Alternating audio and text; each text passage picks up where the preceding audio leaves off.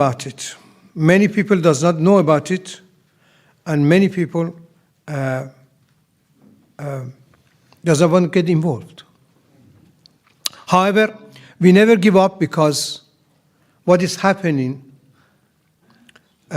many people, which I know, been abducted, the woman been abducted with a child. Many times I said, of course, here, abducted with a child, put in as a sex slave. The boy or the little kids goes for the pedophile. And the mother, they tell the mother, if you don't do anything which we say, we're going to destroy your child. And they do. And the mother does anything for the child to keep it. And after that, within a few years, they selling and selling and selling them, each other selling from here and then they selling, they resell. And after that, they may they get rid of the woman and child because they don't want to alibi. These are happening, I know, but the people are unfortunately very difficult. Of course, I know the difficulties of the their own looking for the work and looking for that, and they say I've got a much problem which I don't want to get involved. For that reason, we have these things happening. These things happening again. It is a second. You have to remember second business in the world with around 500 billion pounds. And the mother and the children which have been abducted, they asked the Almighty God, oh dear God, is there anybody to help us? Please, I beg you. And the people who are not, of course, just a girl, they got a mother, and they got a husband, they got a family, they got the children, they got everything else, and destroy the family. They don't care. Just you're going forward. Your wife is, I don't know, 500 or 100 yards back, and the car doors open and taken and gone. Doesn't matter what religion is that. Doesn't matter what thing is that. They're gone. And we are, unfortunately, we are sleeping. Many times I said, of course, the people doesn't like to say that we are sleeping. Until I've suddenly come in, my sister or my brother or my wife or my children beget me, say, oh, God. These are our brothers and our children, our friends. Now, without a delay, I would like to ask Robin Marsh, the Secretary General of the UPF, to come and talk, please. Please.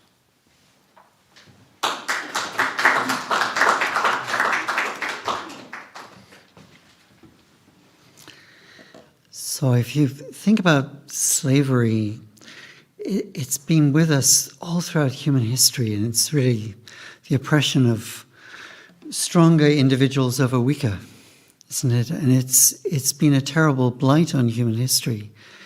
And occasionally, then human consciousness has risen to a point at which it fights against it. The Atlantic slavery was awful, but there were people who stood up against it, and eventually it was overthrown. But if you look back throughout human history, we didn't have organizations like this. We didn't have the capacity to coordinate, to collaborate, to campaign, to advocate, to raise awareness.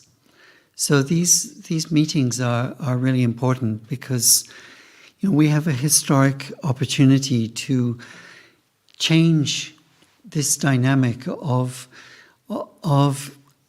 oppression of weaker people. People are in a weaker position, whether it's by income, this income differential. UK, we are in a wealthy position. We're I think it's the 6th largest economy in the world.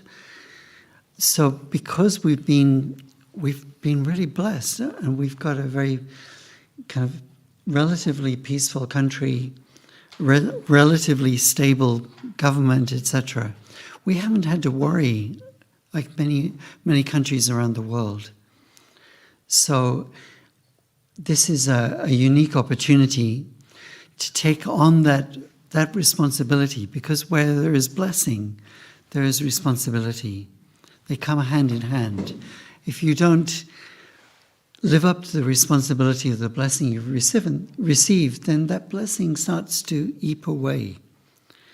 Bit by bit, it deteriorates, it disintegrates, it suddenly it disappears. So Sheikh Ramzi is a wonderful person for standing up for the human rights of disadvantaged people around the world, and this is one of the major issues. So we're Universal Peace Federation is very happy to support this advocacy, this raising of awareness, and this campaigning on this important issue. We see humanity as one family. As a family, we have to take care of each other. You know, within your family, if someone's struggling, you know, of course your heart goes out to them. Do we have the mind, the heart, the consciousness to do that on a world level, on a national level? Because it's affecting us both on a national level, but even more so on a world level. So we heartily support and we want to encourage and the aims and objectives of Stop Human Trafficking. Thank you. Thank you.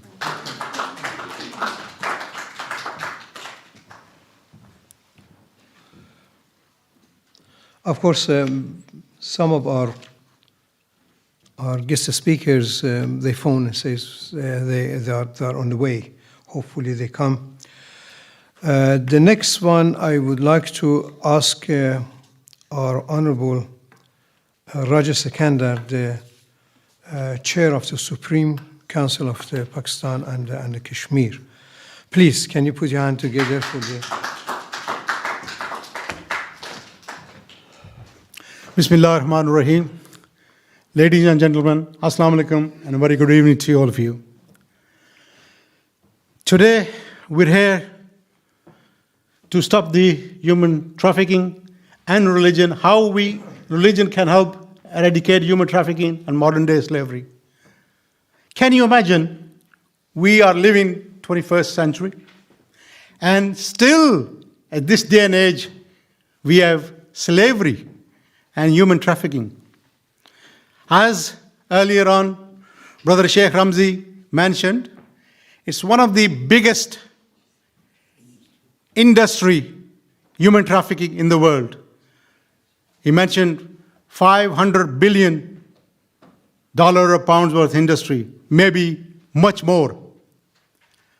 And still, we are here for many, many years trying to eradicate the human trafficking and the modern-day slavery. And so far, what have we achieved?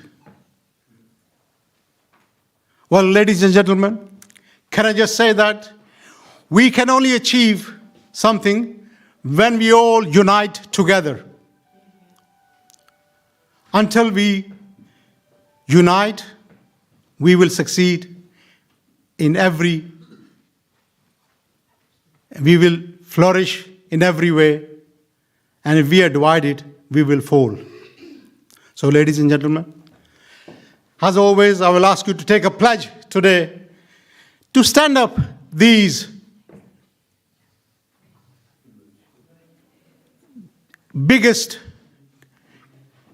criminals in the world who are taking advantage of the vulnerable people, the children, women, by trafficking them to other countries in means of slavery, in means of sex slave, in means of many other ways where they take advantage of these vulnerable people.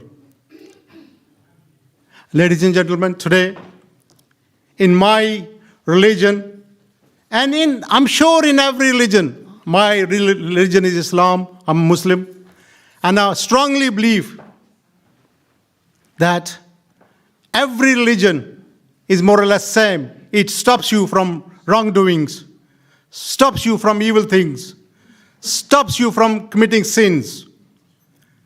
And I'm sure that every one of you agrees with me. As a Muslim, we are coming into our holy month of Ramadan. And holy month of Ramadan means to give, to share, to do good deeds. We should do good deeds in every month of the year. But this is a special month. That is a month where all your sins are forgiven if you ask for forgiveness. Therefore, this month, I will be asking and praying Almighty Allah, the God, to please give us the strength, the courage to fight these criminals, to be a voice for these voiceless people, and eradicate the human trafficking and the modern-day slavery. Ladies and gentlemen, I'm sure if we all got together, got our family members to join us, we can do much, much more things. We can be much, much more stronger. Like I said earlier, we will have to unite to eradicate this modern-day slavery as well as the human trafficking. So please, first of all, I salute Sheikh Ramzi, Dr. Saf, Buxi, Captain Ali Javed. They are doing a wonderful job getting us together, educating us how to stop the human trafficking and the modern-day slavery. And we should support them every way possible. Let me say one thing. In this day and age, without support, moral support, especially without financial support, you can't get anywhere. You can't succeed in anything. You can't survive in any form of activities. So that's another thing I will strongly request every one of you to please support them in every way possible. Thank you very much.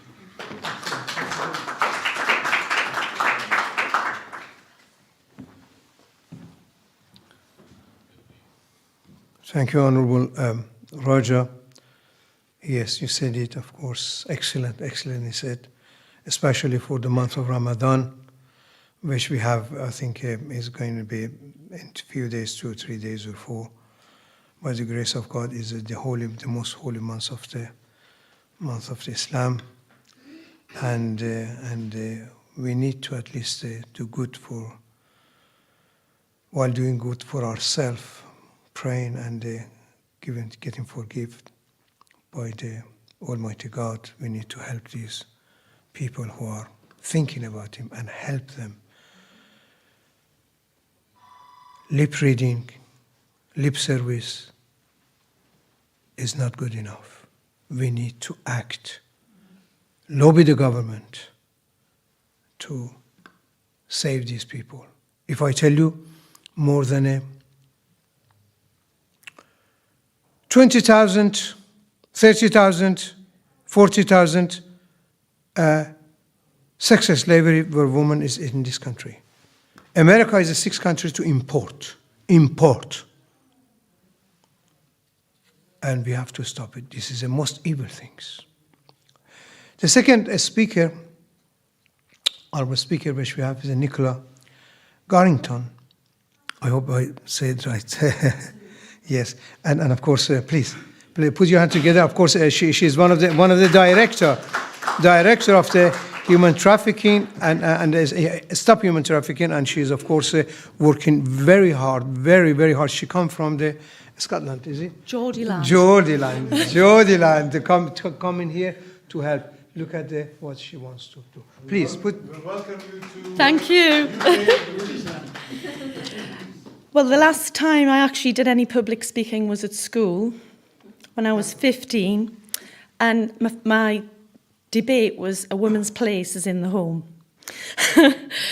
So please be patient with me because I haven't done this before for a very long time. But basically, if we all went out on Saturday and we all went out into Hyde Park and we each individually spoke to 100 people, 100 people, over 90% of the people that we speak to or engage with don't know what modern slavery and human trafficking is. And I believe this is the biggest problem that we've got. And the most distressing thing, because the likes of Fatini Sheikh, myself, Captain Ali, the most distressing thing is the conversations, Tracy, the most distressing things are the conversations that we get back. And the conversations that we get back are it's those people on the boats coming across the channel. It's an immigration issue. We've got enough immigrants in this country, we don't need any more. They're taking our hospital appointments.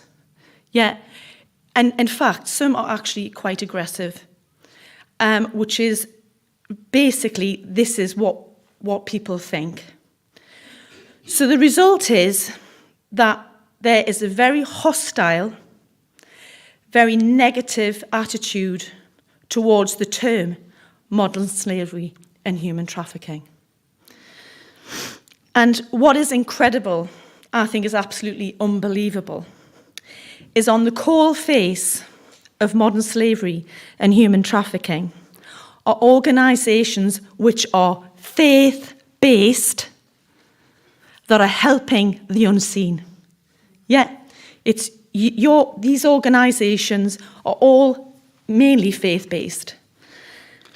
And organisations like the Salvation Army, they've helped to date 24,500 victims.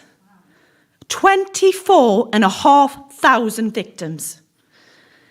And not only do they have safe houses for these victims, but they're actually helping them with their mental health, and all sorts of different things for the government to explain to them what the gender is of the people coming in, what the type of modern slavery they've been subjected to, and lots more than that. And then you've got little organisations, originally a little nun, the Medial Trust, who basically started off with a nun, and she saw how the sex workers were being exploited, and she set up a safe house, even before it was called a safe house.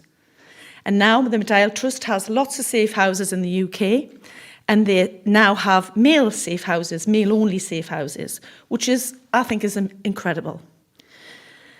But what they're also doing is something even more phenomenal. Today I've been with the Medial Trust at the Jewish organisation. They are actually working with the Albanian, communities and government, and they are actually working in depth with them to try and stop the trafficking coming through to the UK. And it's a very complicated story. It's not just about men coming across on boats. There's a much bigger picture than that. So, how are we in this country going to combat this hatred, this animosity, this hostile environment? Well, I actually think it's quite easy. We have to start at the beginning. And we have to start by educating our children in schools. Now, under the advice of Keith Best and Martin Weightman, who I've spoken to, they've advised me in good faith that I need to reach out to other organisations like the Medial Trust, like the Salvation Army, and ask them for their input. Collaborate with these organisations, because we are stronger if we collaborate than we are just working on our own. So we've got a big job ahead of us, Captain Ali and I are working on, and we've got a lot to learn. So what's the idea? Well, it's quite simple. How many people use Facebook, TikTok, Instagram? Probably nearly everybody, And what we want to do is we want to create a free digital platform. You don't have to give your telephone number. You don't have to give an email address. We're not data collecting. It's available to everybody, every child between the age of 11 and 15. They're going to be short, very short video modules of under 4 minutes each. Under 4 minutes. And the reason for this is, if you watch a video, it's been proven you will retain 75% of that visual information. If you listen to me speaking for 5 minutes, or you read the written word, you'll only retain about 15%. So it's a very powerful mechanism to educate children. So what will this look like? Well, it's going to be for schools, it's going to be for educators, it's going to be for children not in school, not in employment, and not in training.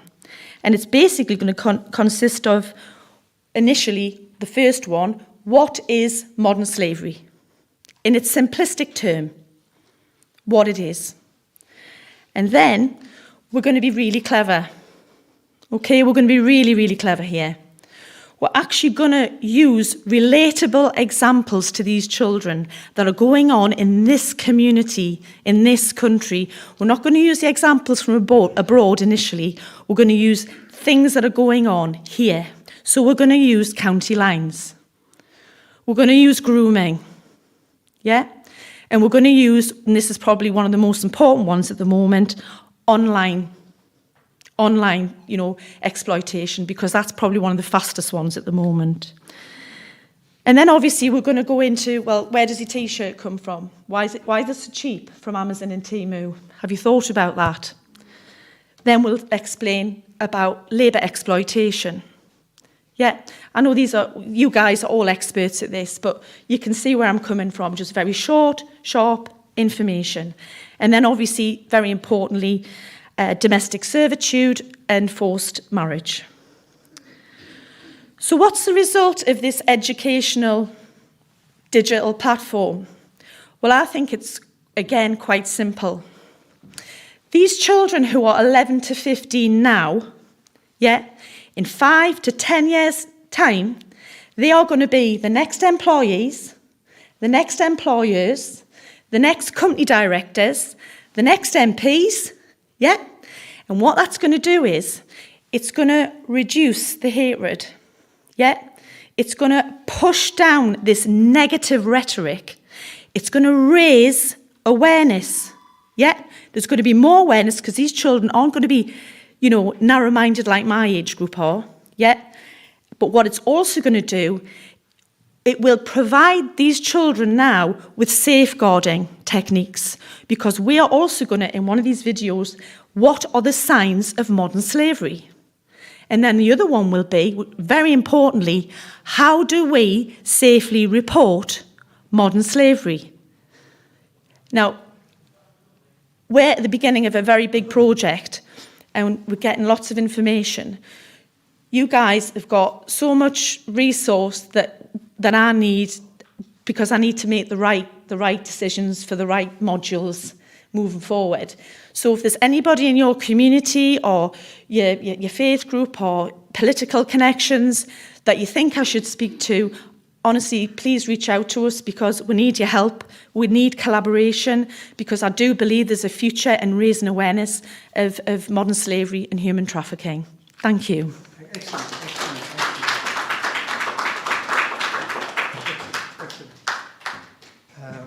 Yes, she said it all. Of course, next honourable guest speaker, keynote speaker, which we have is Martin Weightman.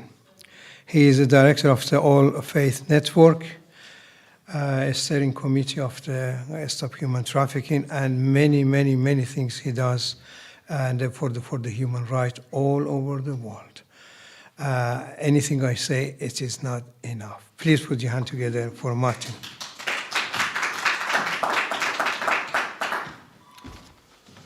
Well, Thank you very much for that gracious welcome. And in return, I have to say, it's a tribute to you and to Captain Ali that this movement has been, is gradually building and gaining steam. And what Nicola just said, I think, is brilliant. I think that's really a fantastic addition and another tool to fight this problem. Anyway, today we're gathering not just as individuals, but as members of diverse, interconnected world. We come from different faiths and traditions and backgrounds, yet we share a fundamental belief that in the dignity and worth of every human being. It is the shared moral foundation that compels us to confront one of the gravest injustices of our time, human trafficking.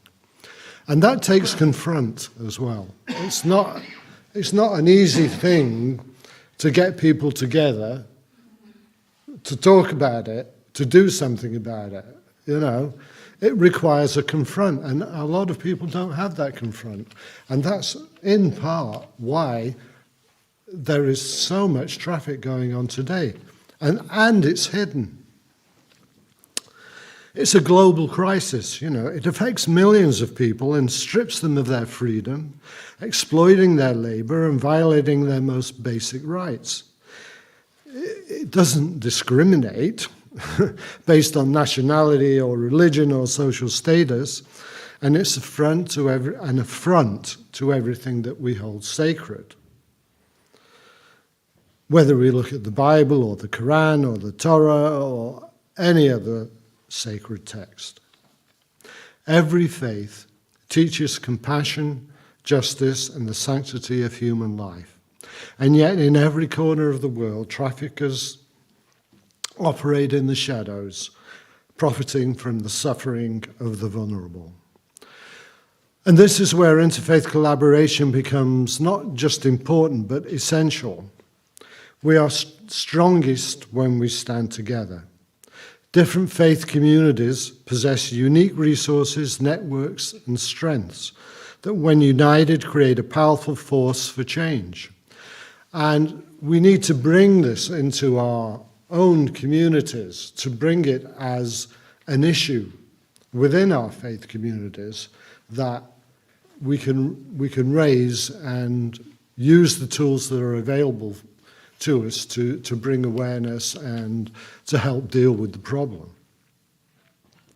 By working together, we can educate our communities and advocate for stronger policies and support survivors on their path to healing. Religious organizations can offer spaces, faith leaders can raise awareness, and congregations can mobilize efforts to prevent trafficking and assist victims. Governments alone cannot eradicate this evil. It takes a moral outcry and a unified front. And when people of faith and goodwill come together, we remind the world that exploitation is not inevitable, but preventable. But awareness alone is not enough. We must take action. We must support organizations that fight trafficking, push for ethical consumer choices, and remain vigilant in our own communities. We ask ourselves, who is being left unheard? Who is being exploited in silence? What can we do today to be the voices of the oppressed? So let us move beyond dialogue and action, and let us turn faith into tangible change. Let us prove that love, compassion, and justice are not just words in our scriptures, but the guiding principles of our lives. Together, across faiths, across nations, we can be the light that breaks through the darkness of human trafficking, and we can restore dignity, freedom, and hope to those who have been denied it for long.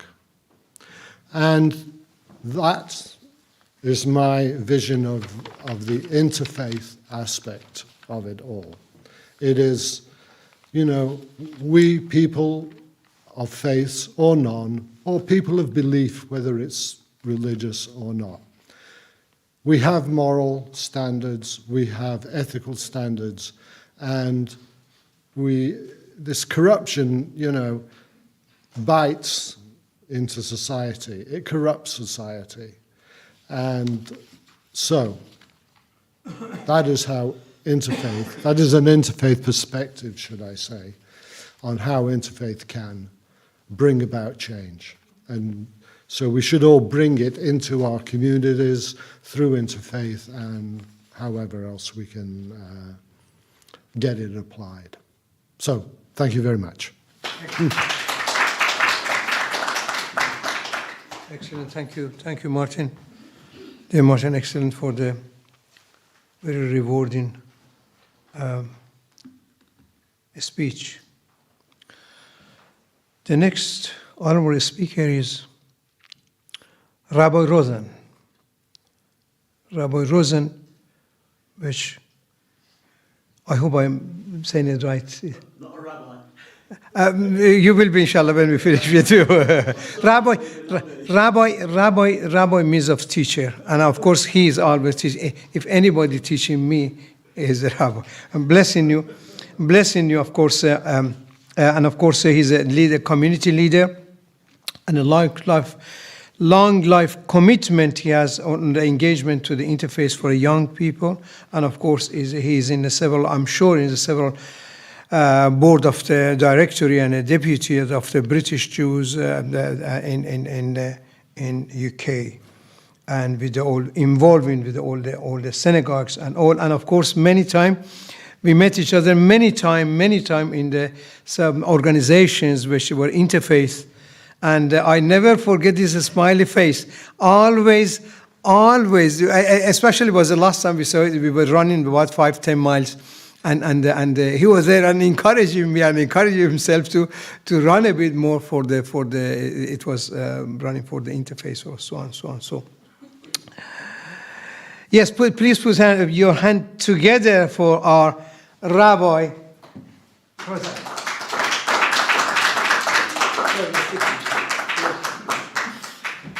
Well, ladies and gentlemen, I'm delighted to be on the same platform as Shokat Ali. It's he stole my thunder just a second ago regarding the interfaith run.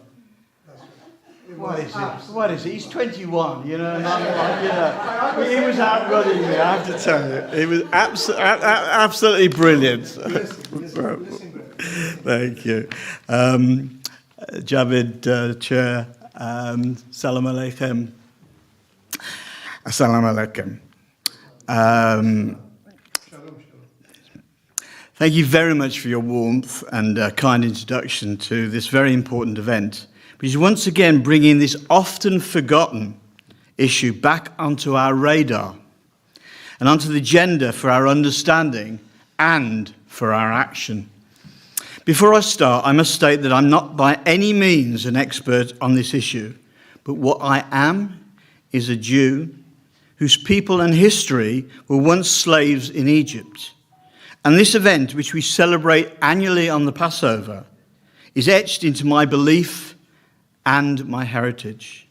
It's why I will continue to advocate for those suffering this outrage, whoever and wherever they are. What I do hope to restate to you today is that all faiths have in their scriptures and their texts specific doctrines that condemn slavery and these atrocious offences.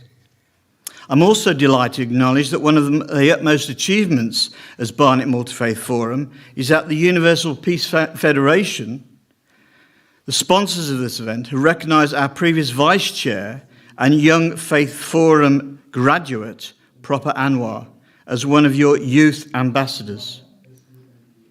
Propa is an incredible example of a young person who continues to achieve some wonderful work in advocating for social cohesion, education, multi-faith development here in the UK and abroad.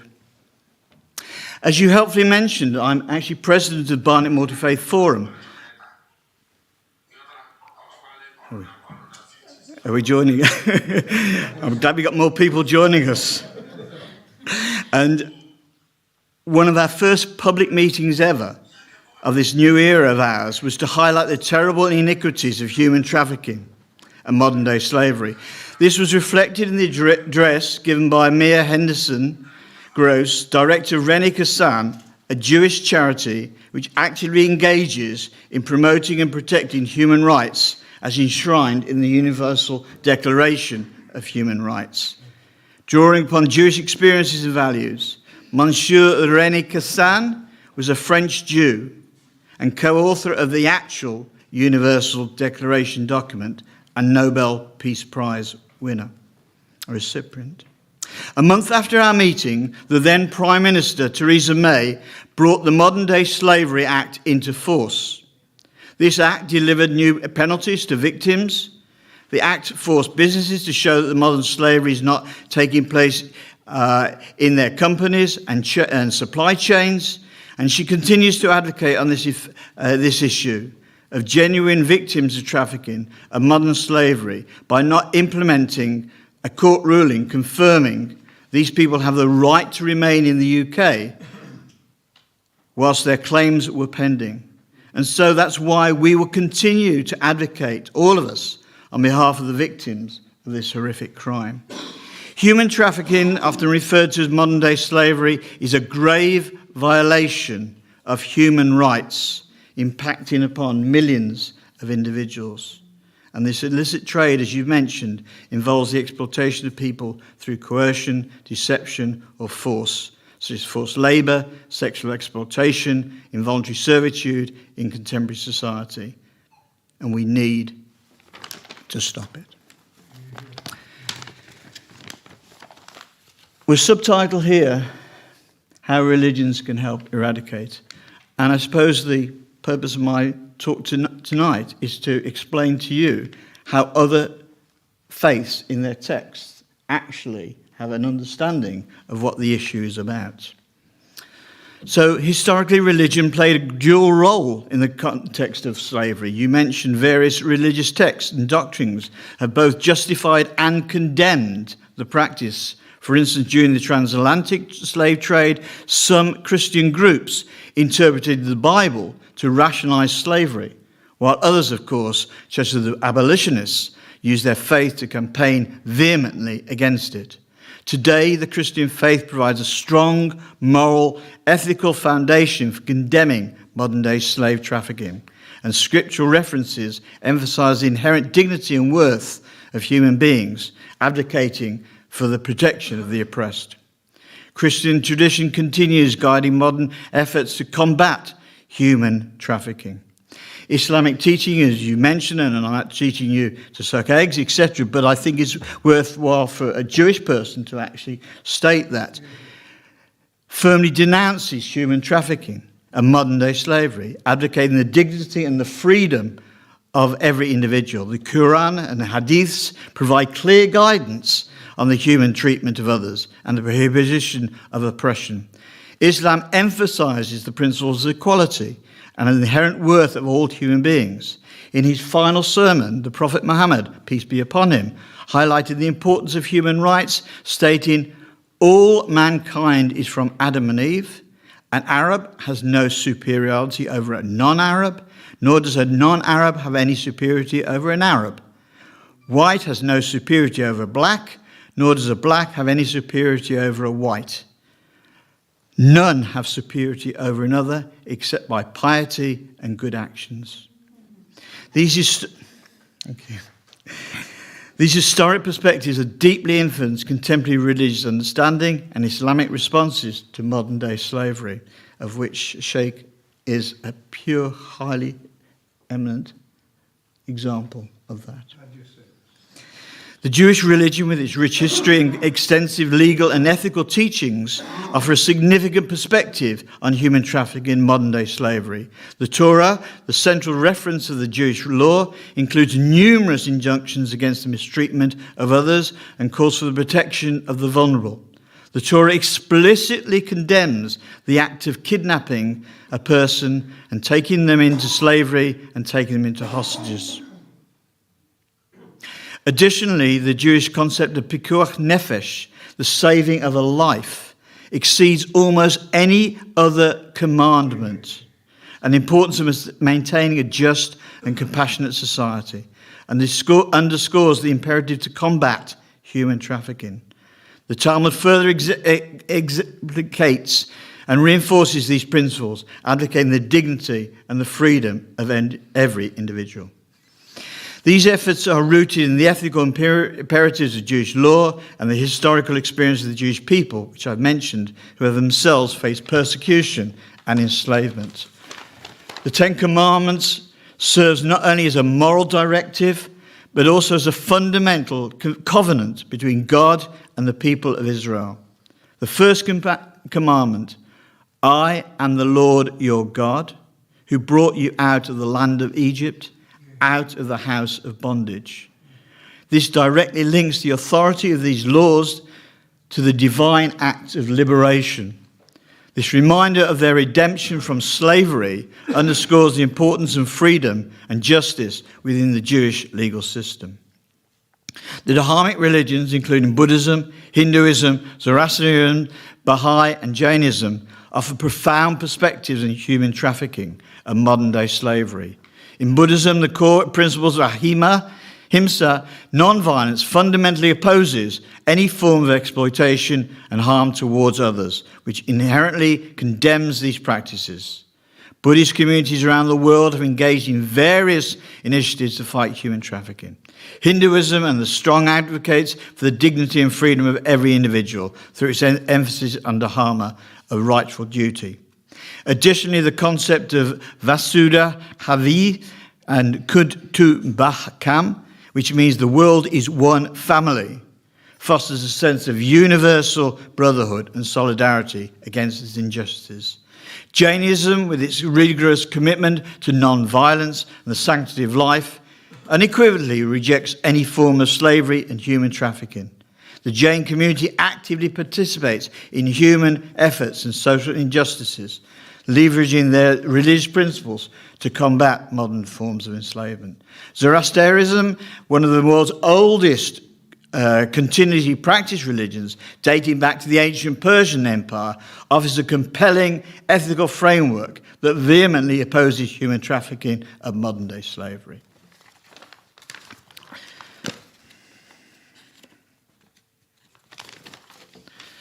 I was going to tell you an initiative that happened to me when I was making a speech at my to-be son-in-law's wedding.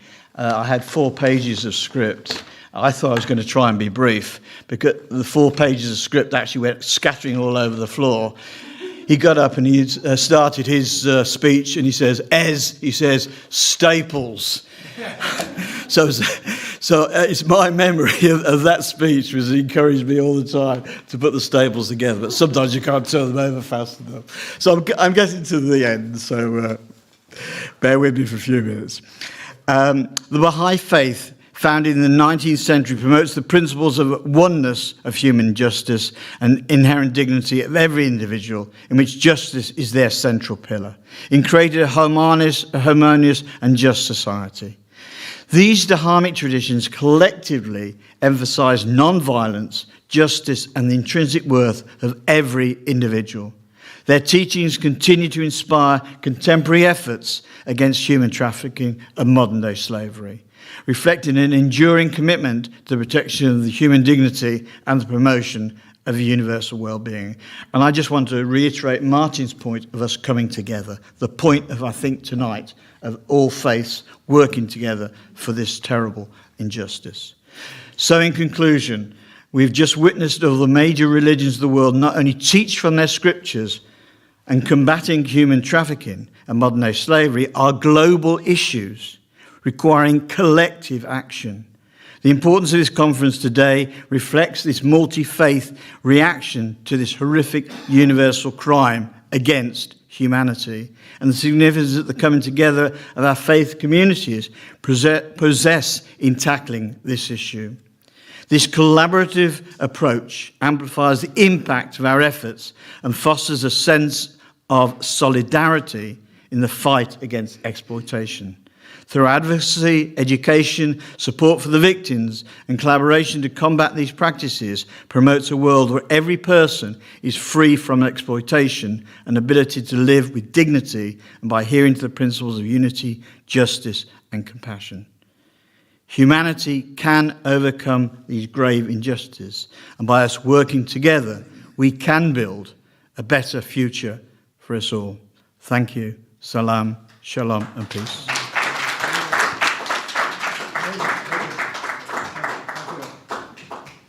Yes, excellent, my dear Rabbi. It was an excellent speech, profound, and of course, at what we wanted, what we need is really to put it this way: the government, the politics let us down completely. They don't care at all, and the religion. The people of the religion, all together, they make perhaps 80-85% of the world. Each one got some kind of religion, some believe in the God. If we get together all, if we take it off the government and say, let us do it, and we get together, and we can break that chain of evil. The next speaker is Keith Best, Honorable Keith Best. He is the director. He's of course former MP, former minister, and of course the head of the trustees of the Universal Peace Federation. He is like a brother to me. He's an excellent younger brother, of course. He's excellent. Sorry, bear this. He's excellent, and of course, I would like to ask him to come and please. Thank you. Put your hand together, please.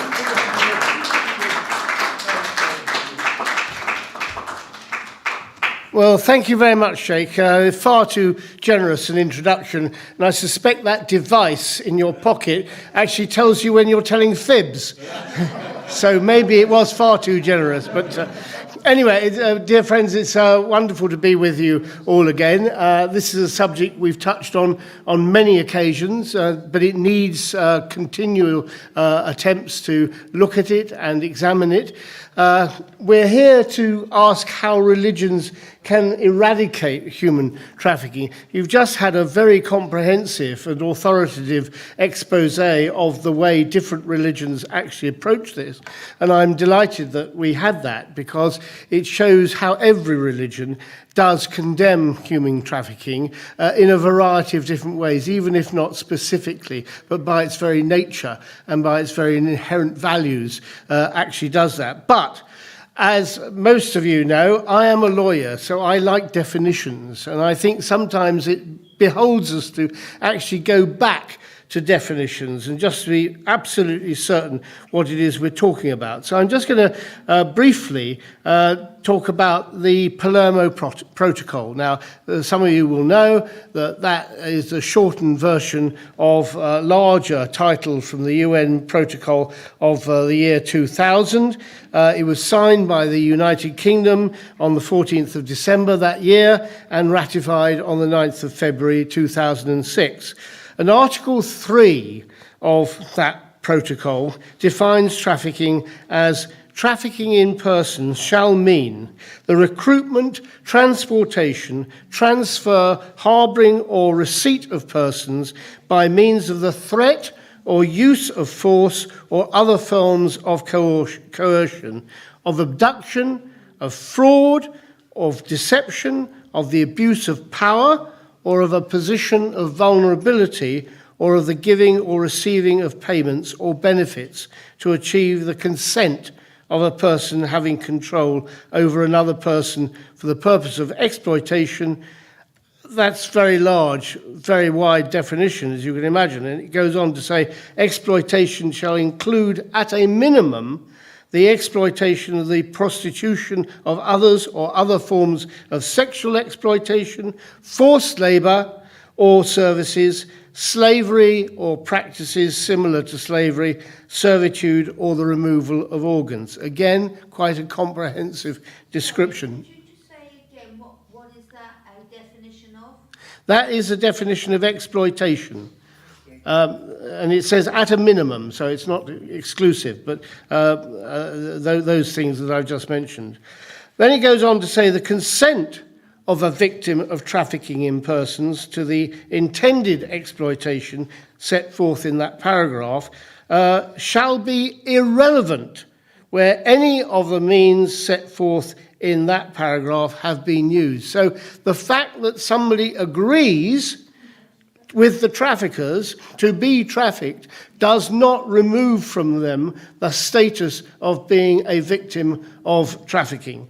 And that's very, very important because, of course, there are many people who are consenting in that. People, they are led down the garden path, they're told they're going to live a life of luxury, they're coming in to work in the hospitality sector, and then they discover the first port of call is a brothel.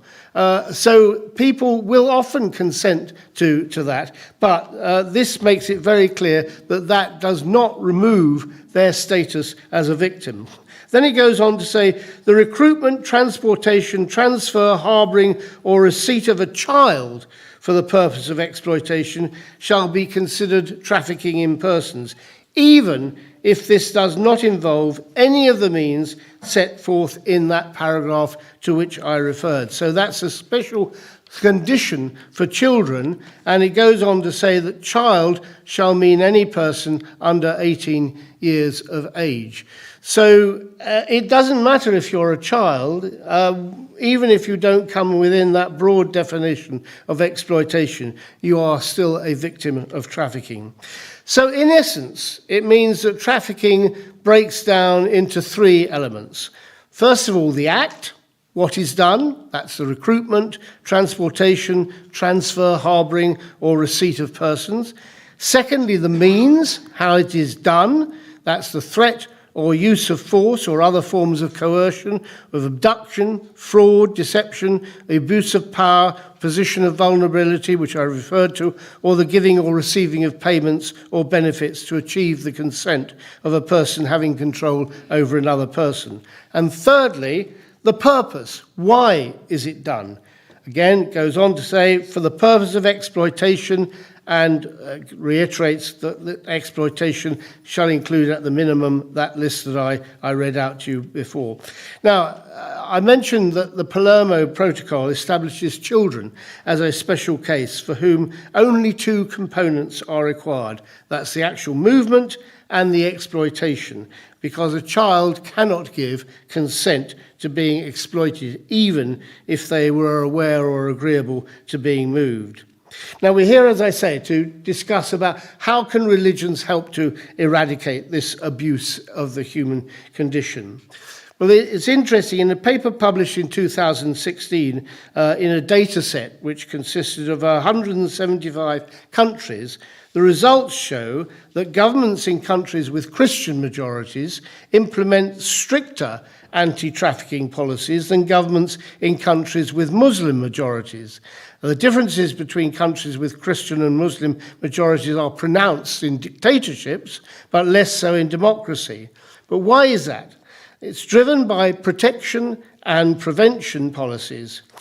So as compared to prosecution policies that mainly target the perpetrators of human trafficking, protection and prevention policies mainly protect the victims of human trafficking, and that's predominantly women. And, of course, as we know, Muslim-dominated origin countries not only are some of the poorest in the world, but also they have low trafficking outflows because of the attitude that female mobility is discouraged very much in Islamic countries.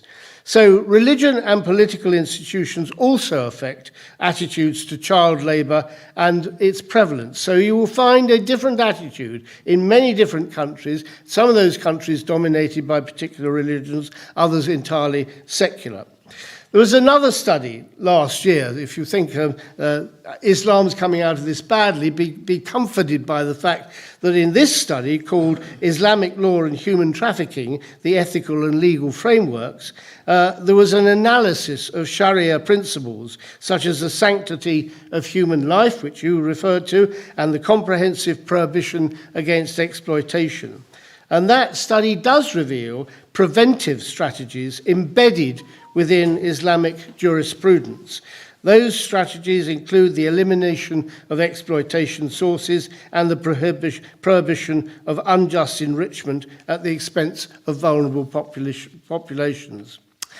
Another rather interesting study comes out from a book called Other Dreams of Freedom, Religion, Sex and Human Trafficking by the author Yvonne Zimmerman. That was published at Oxford University Press in 2013, in which the author argues that it does no favours to victims of trafficking to be seen as helpless, pitiable objects. Religions need to work with and understand trafficking, which is far more nuanced than being the exploitation of the weak and helpless by the powerful and the rich. There is much more to it than just that.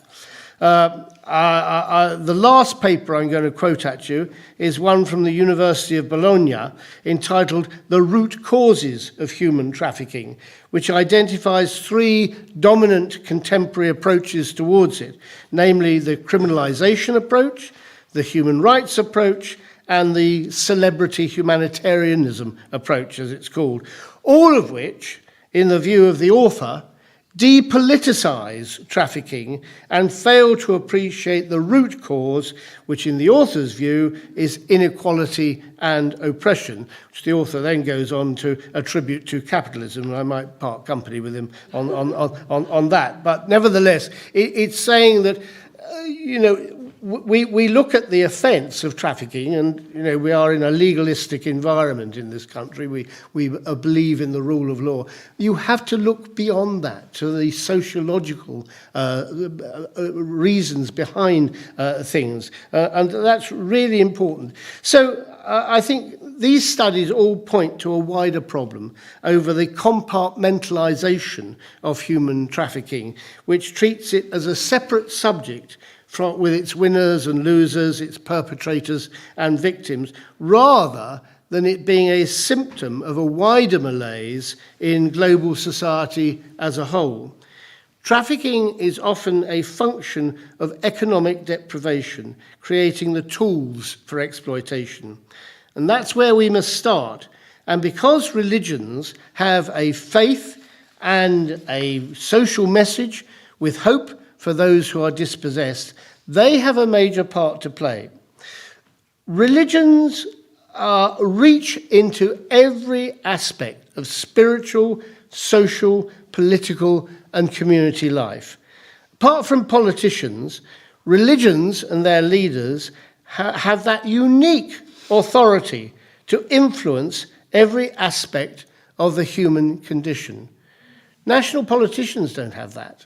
Religions transcend national boundaries. Religious leaders are in an enormously powerful position because they are commanding by their authority, not just people, citizens of a particular country in which they may be, but others. Look at the adulation and the concern now about Pope Francis, about his illness. I mean, people are praying for him all over the world.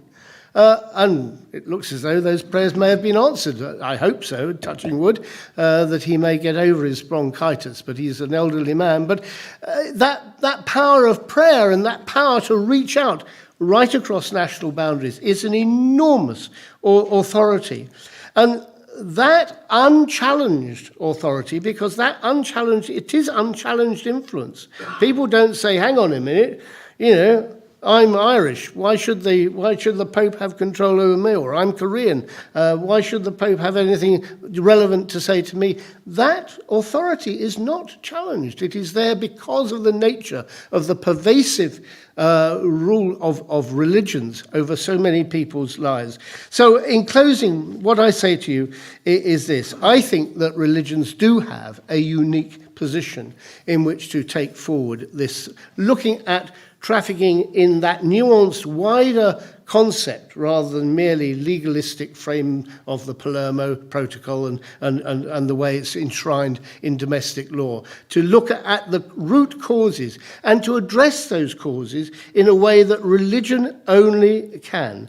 That influence has got to be used to combat trafficking, and I hope that very much when you look at us, we all belong, I suspect here, to every religion, although they also say of atheists, there's no atheists on a sinking ship, that people, even though they may be atheists and not subscribe to a particular religion, do have a spirituality within them. And that is something that is important. So I think all of us have that responsibility to go out to our synagogues, our gurdwaras, our temples, our Christian churches, and to ensure that locally, where we worship, we actually influence that particular religious institution to say, this is something you have got to take seriously. This is something we want to see you putting in the forefront of your authority and your message to everybody within that particular discipline. Thank you very much. Thank you. Excellent, dear Albert Keith. That was excellent. You said it all. And if anyone can do it, religious can do it together, united together. We have to break this chain of evil. The second, we've got the next speaker, which we have, of course, called Dr. Fontini Godella. Her subject, of course, she's a very, very great lady on her scale. The way where she works, she has dedicated her life to empowering communities and promoting mental and physical well-being. This is one of the most important things which we have. Of course, she has been traveling many countries around the world, staying in many countries, and she's one of the great, I can say, of course, a great pioneer of the cosmology in the world. Please put her together for Fontini.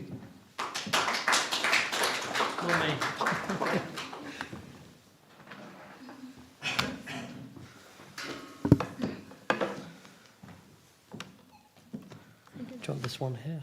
Yeah, thank you. Yeah. I think I have to read all these books. Yeah, we should. Thank you. Okay, you just need to press spacebar. Which one? So the big one, that one. This one? Yeah. Okay. Yes, okay. Just let me to put these things.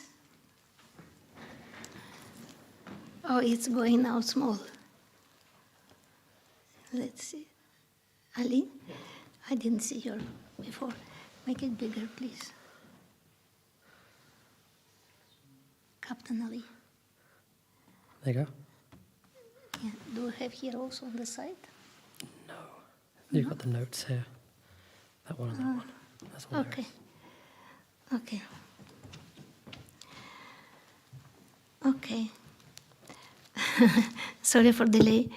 Good afternoon, ladies and gentlemen. Good evening.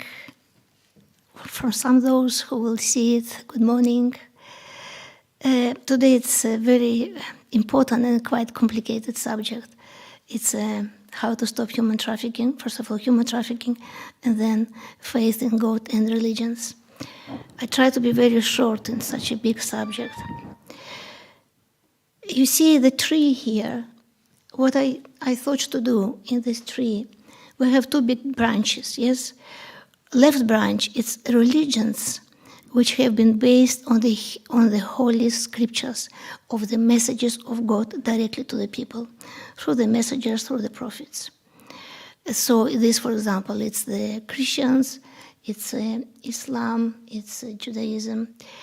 And on the left part, On the right part, it's all other religions which have been based mostly not on direct words from the God, but on the philosophy, on the meditations, on life experiences, etc. So actually all religions you can just divide into groups. Those who are based on the Holy Scriptures given by God, and those which without Holy Scriptures but based, as we said, on philosophy, etc. It's very important just to clarify. Now, definition. The definition, because we say about religion, because we say about faith, the definition of faith in the Holy Bible. Bible, it means actually from the Greek word viβλio, which means book. Book for reading coming from the divine source. So the definition of the faith in the Holy Bible is faith is the assurance of things hoped for and the conviction of things not seen. It means that faith based on trust. Trust in whom? In God. And trust in His promises. Trust in promises about what? Promises that if we'll be in line with what He wants us to be, then we will be in paradise. Paradise? What is it, paradise? Paradise is our terminal station. It's our destiny. It's the way where we come from and the place where we will go to. Oh, really?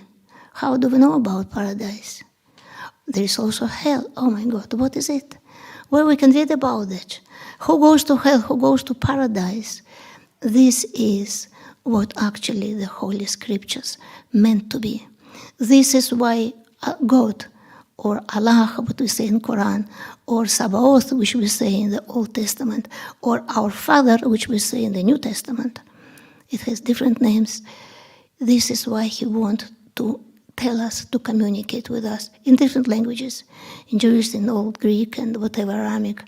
He wants to communicate us to say, my child and my children, I created you to be together in a happy land, which we call paradise or heaven. Oh, really? How can I get there? This is what is meant to be with the Holy Scriptures. The very first written Holy Scriptures which given to Moses, it was 10 Commandments. By the way, just for you to say about religion, we'll be completely amazed. It's 4,200 different religious churches and different other bodies or whatever. 4,200. One God, Creator. 4,200 religions. Why? Why so many? I just brought for you the global population divided in many religions. So here you see there is a Muslims very big part, the Christians very big, Hindu very good, also very big, Jews very big. There are also different affiliated, other many like Zoroastrianism, whatever. So I just today want to show you, to present you mostly those who based on the Holy Scriptures given by God, like what I explained before. Okay, 10 Commandments. 10 Commandments was given to Moses. It actually was UPS. It's a compass. Why compass? Because we are on the planet Earth. It's our just trip here. It's a trip land. It's not a permanent land. And in any trip, when we go somewhere, we need a trip guidance. We need our compass, we need our UPS. This was the very first trip guidance compass to the humanity, 10 Commandments, given to Moses. Also it was another 628 commandments given to Jewish people, of course, later. Okay, what next? Next, it was the Holy Bible. Oh, really? Let's look at the Holy Bible, what it consists from.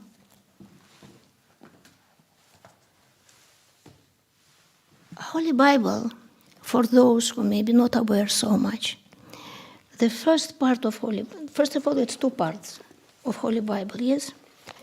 It's the Old Testament and the New Testament. The very first 5 chapters of Holy Bible, you know what is it? It's Torah. It's a book of Jewish religion. So Torah It's the first part of the Holy Bible.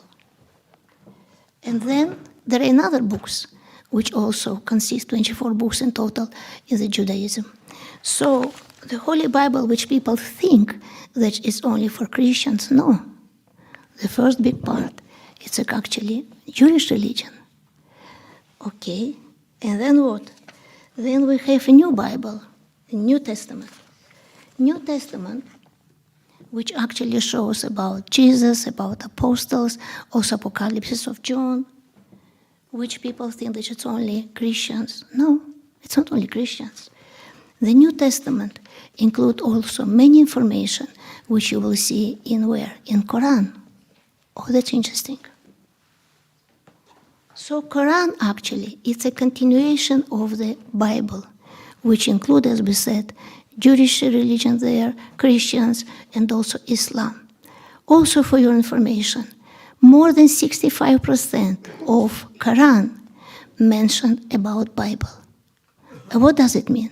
It means those in Islam who burning Bibles, they are not aware that they're burning 65% of Quran in the name of God, in the name of Allah.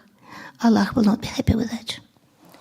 So we have now two big books, Quran, which means in Arabic reading, and the Holy Bible. What are they? This is the base of different religions. And what is these books? It's a personal letters of our Creator, of Sabaoth, of our Father, of Allah. Personal letter to me, personal letter to you, to you, to you. About what? It's our tourist guidance, our tourist map in this planet Earth. Why we need it? Not to deviate. Not to deviate from what? From the straight path. Straight path to whom? To God. And then to go to paradise, which we're supposed to go. But not all of us, unfortunately, to go to paradise. We talk about Quran now. And so why God? Because we're talking about religion today. And also I will go to human trafficking. Why our Creator, why He wants to communicate with us? Why all these personal letters to us? Because He wants us to know about the truth. About what? About Him. About His love for us and His mercy. About eternal life after death. Really? Yes. After death, we say that it's just a tourism here in the planet Earth. After death, we have another life in eternity. About straight path of salvation and the path of loss. Loss? Yes. Because there is evil spirits which want to deviate us, our soul, our life, to deviate from the straight path. Why? Why it's happened that deviate? Why it's happened the wars? Why it's happened the human trafficking? Why it happens the abuse? Why it happened the killings? Why it happens all these murderings? Why it happened what we see in our life? Because human nature is very weak nature. And that was also what else? Because there are two major powers govern the human nature. One is the power of desire, and another is the power of the fears. Fears of failure and fears of punishment. So these two weak points of the human being, desire and fears, this actually the basis where the evil do with us what evil wants, of course, with our choice. And this is behind all this what we see in the world, including, of course, human trafficking. Also, God wants to communicate to us and to say about the day of judgment and the final destination, heaven and hell. So, heaven is for everyone, but not everyone now is for heaven. Unfortunately, the gate of hell open very, very widely. So, why do we have so many religions and conflict between them? One God. Actually, one book, part 1, Holy Bible, part 2, Quran, and also other many books. So why? Ignorance, lack of knowledge. misinterpretation, misleading, fears, politics, power, resources, ethic revivals, economic competitions, ignorance. Ignorance leads people to many deviations, and many religions as well. Misinterpretation and misleading and lack of knowledge, these actually things which leads to abuse, which leads to sexual abuse, for example, exploitation. In Quran it says that every worker must be paid before sunset. In Quran it says that woman and man, they are equal in eyes of the God. But they have the same rights and they have the same obligations. Just man is a little bit higher in the position. And in other surah it explains why he put men a little bit higher. For example, in Bible, it says also about children, it says about women, about men, about relations. What are the main messages of God Creator? That God is one and only one. And it says everywhere in these holy scriptures, that He is the creator of the universe. Everything comes of God and everything returns back to Him. And God knows everything about everything in every moment. This is very important to know. For everyone, for those who are victimizers, for those who are victims as well. There will be a judgment, there will be fairness. God is fair. And God is fair. So love your only God. Love your neighbor, of course, and repent and forgive and correct your mistakes and do good things. What does it mean? It means that in Holy Bible, to be in paradise and to be forgiven, it was enough to say, God, please forgive me. I regret for what I did. Forgive me. But in Quran, it's not enough. It's not enough to say, God, please forgive me. You have first, of course, to understand your mistake, to ask for forgiveness, then to repair, if you can repair your mistakes, and then to do good things after that. So we have 3 conditions in the Quran to be forgiven. Of course, there is another, some people don't believe to the life after death, but scientifically it's proved that there is a soul which leaving the body after death. And this is on the left, this is that's scientifically proved. With the camera of Karatkov, I have the same camera, but not in the movement, just when we do the aura of that. It's a camera of the moment when the person just died, and his soul was departing from his body. It's the only first unique, actually, photo in the world which shows about the soul. Okay, Day of Judgment. How do we know about Day of Judgment? We know from the Holy Scriptures. And after the Day of Judgment, there is only 2 ways, 2 terminal stations, SOS, either hell or the paradise, which is heaven. There is no in between. It's either white or black. There is no gray zone. This is very, very important to understand. That's why it's very important for all victimizers, all of them, all murderers, all these criminals, they have to know. They're more than welcome to read all this in details. They have to know that the door of hell is open for them. They have to change as soon as possible. Of course, the paradise and heaven. Now I just would like to show a little bit about hell in details. In details, I was amazed in Quran, when I was reading in Quran, how detailed it's written and explained about the hell. You couldn't imagine. When you read it, you just feel like it's like a video camera, like a cinema, about everything. For example, about the eternal fire. I was just considering how it's possible that people will be just in eternal fire. It's supposed to be in a few minutes just burn out and that's it. No, it says it's in fire eternal, because when he will be burned, then it's again he will be restored, and again burned, and again restored. This is also another images of the hell. Why I'm showing this today? Because to the victimizers, all of them who are part of the human trafficking, and not only, who are part of the world, who are part of all this negativity.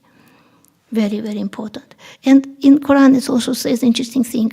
In Surah, Allah said that even from myself I try to hide the day of the judgment, because He will feel very, very sorry for those souls which have been lost forever in hell. Okay, now, what is the role of the religion and religious leaders in eradication of human trafficking? So from the religion now, we move to the human trafficking, which is our also subject. The number one, the role of religion is to ensuring awareness that God Creator exists. He exists. Reconnection people with God in faith, love, trust, and knowledge.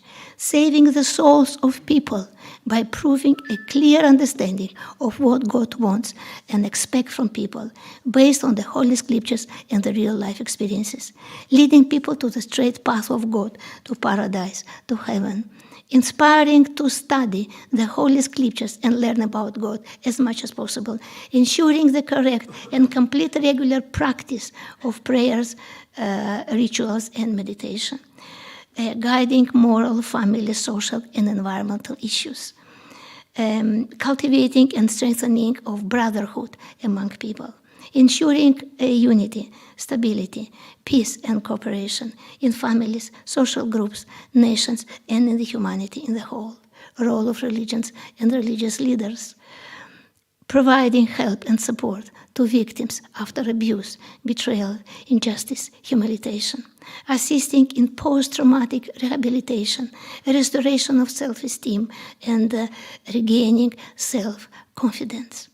Supporting the creation of the human trafficking rehabilitation centers on the local, regional, and national levels. Approaching the victimizers for their transformation and returning back to the human value. What God desires, He desires a happy togetherness in eternity of paradise for each of us and for everyone and for the humanity. May our Lord bless you and your families, and thank you for your attention. Thank you.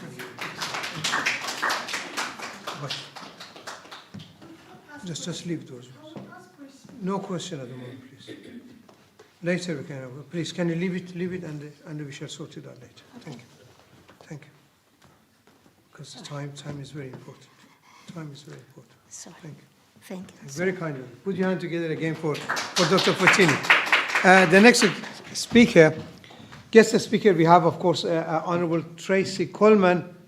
Tracy Coleman is of course, from one of the directorate of the Interfaith Network, and of course, Church of Scientology, which everybody knows. Of course, she's one of the backbone of the Church of Scientology. Put your hand together for Tracy, please.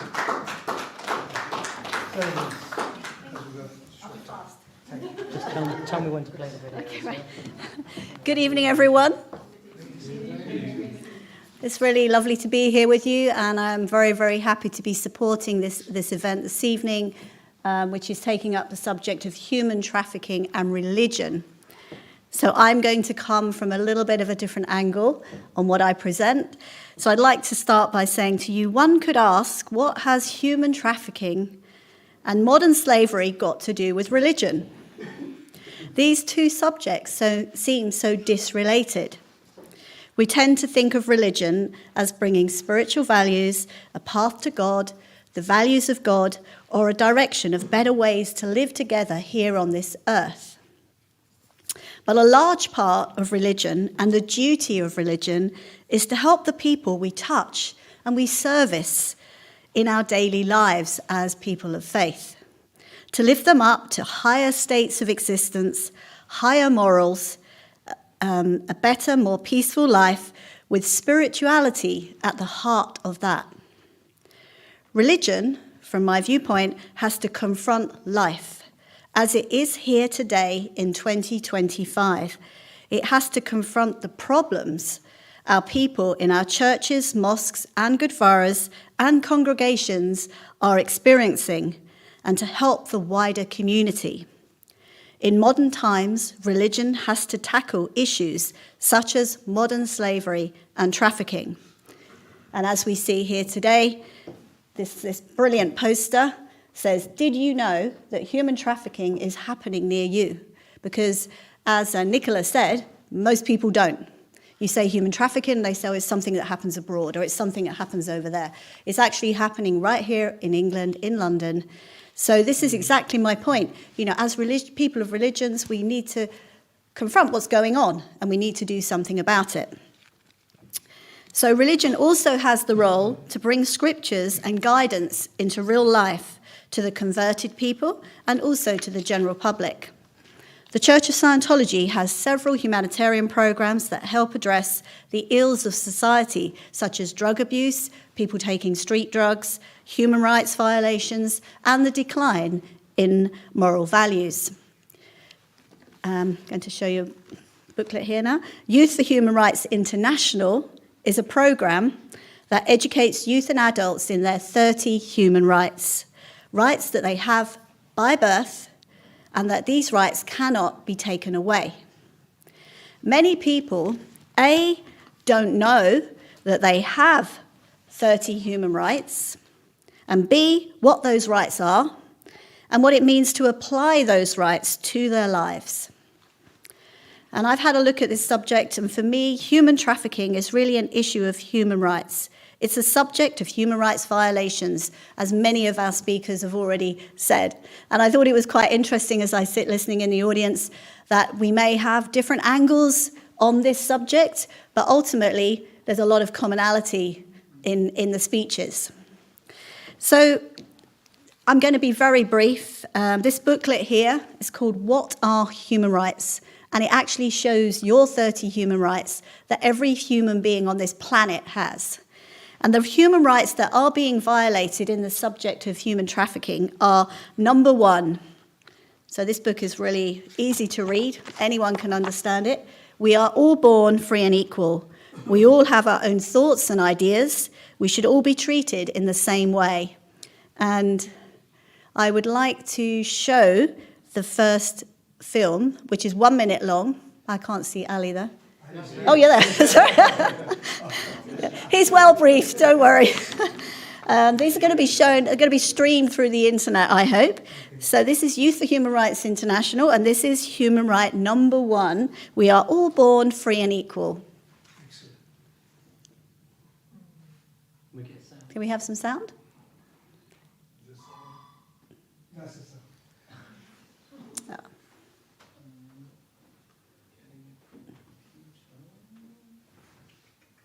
Okay. I'm the least technical person on the planet, so I'm going to have to leave it to you guys. Anyway, I'll carry on talking while they try and fix the AV. So basically, these materials are all sponsored by the Church of Scientology International, and they're free of charge to any organisation, any religion, if you want to take part in educating your communities in human rights. We also supply these 1 minute videos for each human right, and these are also provided on a sponsorship basis. Okay, everyone will the sound to work. They're really cute videos.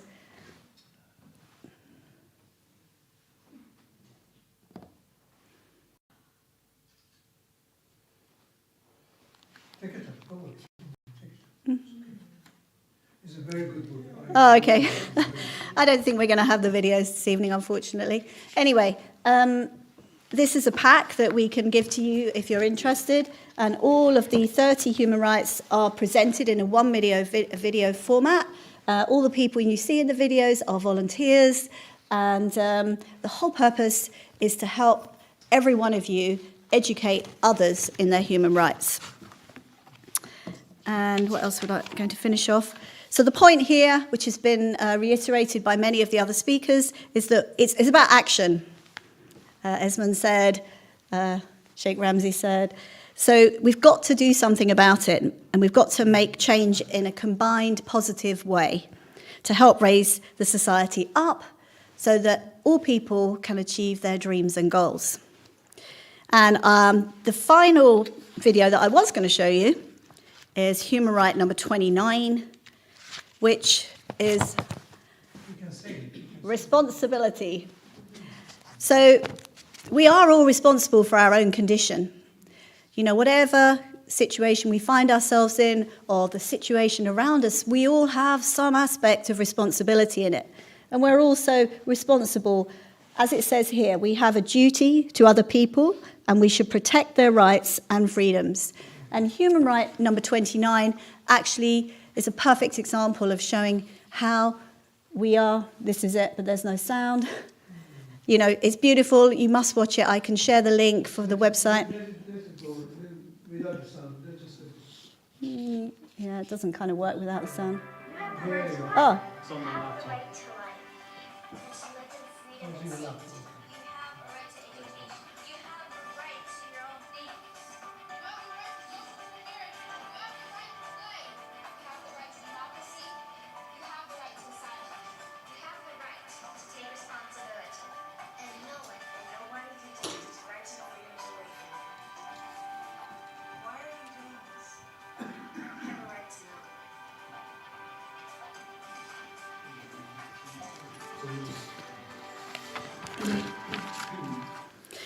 Anyway, so we reach out to you from the Church of Scientology.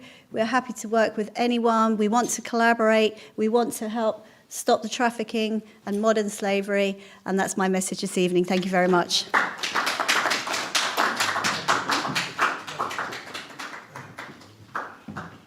Thank you, my dear Honourable Tracy. That was excellent. Of course, the booklet for human rights is excellent.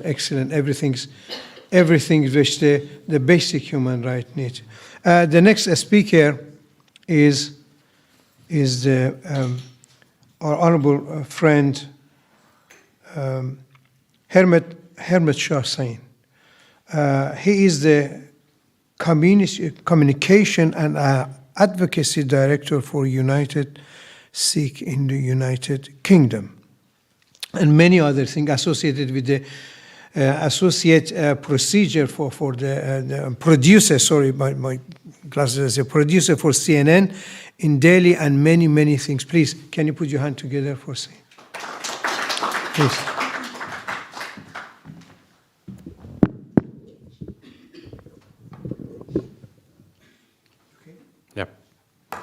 Thank you so much. Good evening, ladies and gentlemen, respected guests and advocates. So, human trafficking, in fact, wears many disguises. In some places, it's forced labor. In others, it's modern-day slavery in brothels and factories. But in Punjab, India, it is an industry built on deception. Let me explain. One where traffickers do not hide in the shadows. They operate in plain sight. Many calling themselves immigration agents and consultants. This is not a case of abduction. It is a case of engineered desperation. Young men, often from rural Punjab, are paying self-proclaimed agents their life savings, not for legal visas or legitimate work, but for a chance to be smuggled into Europe or North America. You can Google it. These agents pose as problem solvers, gatekeepers to a better life, but in reality, they are traffickers in suits. Families sell land, take out loans, and place their futures in the hands of men who promise visas that do not exist. What follows is the brutal journey. Hidden in trucks, crossing continents through smuggling rings, or being abandoned at borders. Others are detained, deported, or forced into exploitative labor. This month, the scale of this racket was exposed when plane loads of undocumented Indians, many from Punjab, were deported from the United States. You can again Google it. Chained at their wrists and ankles like criminals. But these were not criminals, actually. They were victims. Victims of a system that profits from their desperation. For years, these traffickers operated unchecked. But now the Punjab police have launched investigations, of course, under human trafficking laws, A special investigation team has been set up to track down these agents, dismantle their networks, and prosecute them. It is a critical step, but one that comes too late for the thousands who have already fallen into the trap. Now, the role of faith. It's from action, from awareness to action now. Faith institutions cannot afford to be bystanders in this crisis. They must act decisively. They must act strategically. Number one, how they can do that, that's exposing the lie. Traffickers thrive on desperation, as I mentioned before. Their business model depends on selling dreams that have no foundation. Gurdwaras, churches, mosques, and temples must become information hubs. Bringing in legal experts, deportees, and law enforcement to warn communities about the realities of illegal migration. A shattered illusion today is better than a ruined life tomorrow. Second, replacing desperation with opportunity. Why does a young person in Punjab believe that paying a trafficker is better than staying home? Because they see no future where they are. This is where faith-based organizations must intervene, not just with charity, but with real solutions. And those solutions are skills, training, microfinance, and investment in local economies. These things must provide alternatives so that migration is a choice, not a necessity. Third, demanding justice. For too long, traffickers have operated with impunity. This must end. Faith leaders must demand tougher penalties for those who exploit migration. Governments must be pressured to expand legal migration pathways, and survivors must be protected, not punished. Faith is a force for change. Faith has moved mountains and challenged empires. It has built movements that shaped history. If it can do that, why can't it dismantle human trafficking? The choices before us are clear. We can wait for the next deportation scandal, or we can act now to shut down the traffickers. We can lament the exodus from Punjab, or we can build real opportunities at home. We can wait for the governments to act, or we can force change ourselves. This is not just about law enforcement, it is about breaking a mindset. One where migration is seen as the only hope. Human trafficking is not just a crime, it's a betrayal of trust, of hope, and of the idea that dignity is a right, not privilege. The question is not whether faith can play a role in ending this. The question is, will we use it effectively? Thank you so much.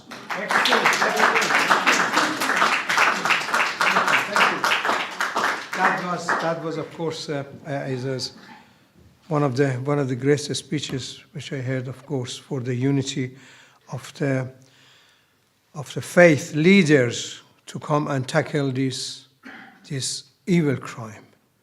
And of course, we shall contact you, and of course contact our rabbi as well, and later to see a meeting which you can see how we can take this forward. For the faith can do a lot more, and of course with the faith, because these people which are abducted, many of them abducted, they have faith. They have faith in God. They have the Christian, Muslims, Hindus, Judaism. I don't know. I'm not very sure. I haven't heard, of course, any brother and sister Jew has been in the. Is that brother and sister and Jews has been abducted? Any abduction? Well, God knows. God knows, of course. But we say all brothers and sisters, as you know, of course, they have faith. They depend on, and we shall go together, inshallah, and we find how we can help these people through the faith-based. The next one is, I would like to ask Reverend Dr. Sir Samuna Seri, please, can you come and give your support to this this organization. Thank you. Put your hand together, please. And doctor, I have to say, doctor has got about 5 doctors. I've got one very hard to get. Marsh, I've got 5. How many doctorates do you have? Please come.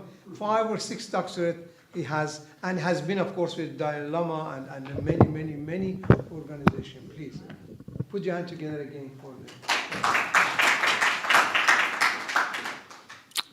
Good evening, everybody. Recently, I received a TikTok message that in a particular country, 90% of the people, if you ask them, what is your religion? What they tell you is this: it doesn't matter. Humanity is the best form, or humanism. I'm not referring to the 19th century school of thought before. When you are based as a human being, you need to compare yourself with the others when you are doing something good or bad, right or wrong, justifiable or unjustifiable. The problem is, in many countries, when I say many countries, well, I've been to 70 countries because they needed me in many aspects of life, problems that they are facing. So we talk to people. I spend a day like working 18 hours a day, not little. And when we go from place to place, we see that these issues of human problems, or what do you call subjects like human trafficking, it's never ending. Governments don't do their real duties as duties. Parents can be vulnerable at times when children are also vulnerable. They carry the genes. The genes that we carry become what we have brought from our past lives. And if we don't stop this cycle, we'll carry on to the next life. Whatever it is, if I may use from a Buddhist point of view, the matter is not to just get information. Buddhism is the art of transformation, make changes. When you see bad organization in the country, you must be prepared to sacrifice part of your energy, knowledge, money, and space to discuss these matters so that we can reduce them. We may not get rid of the whole suffering of human beings. No, I don't think so. Because everybody has to get rid of their suffering by their own effort. But the basic requirements, ingredients, the backgrounds, we need to arrange. With this in mind, if I were to say about myself, I've been a Buddhist monk for 60 years. It's a very long time in life. And I've been to 70 countries. And my 70th country is called Finland. When I went there, I did a program of the coming of Buddhism to Sri Lanka, my ancestors' country. I am a Singapore Malaysian citizen. I have 3 Muslim in-laws in my family. I have 1 Hindu in-laws in my family. I have an adopted brother who was thrown away during the war, Second World War. He was a Portuguese. He died just before Corona. Then I have a sister who is still living, and she is half Dutch, half Japanese. So we are brought up in this kind of way, and our vision, I must say, comparatively is very wide. We don't think in the small way. If I take Singapore, the president of Singapore is a Tamil Hindu. But the majority of the Singaporeans are Buddhists, 42%. And the majority people are Chinese, and they speak Chinese. So I'm fortunate that my parents migrated to a wonderful country which was a fishing island, have become today the 5th richest country in the world. You can learn a lot. Welcome to Singapore. Thank you.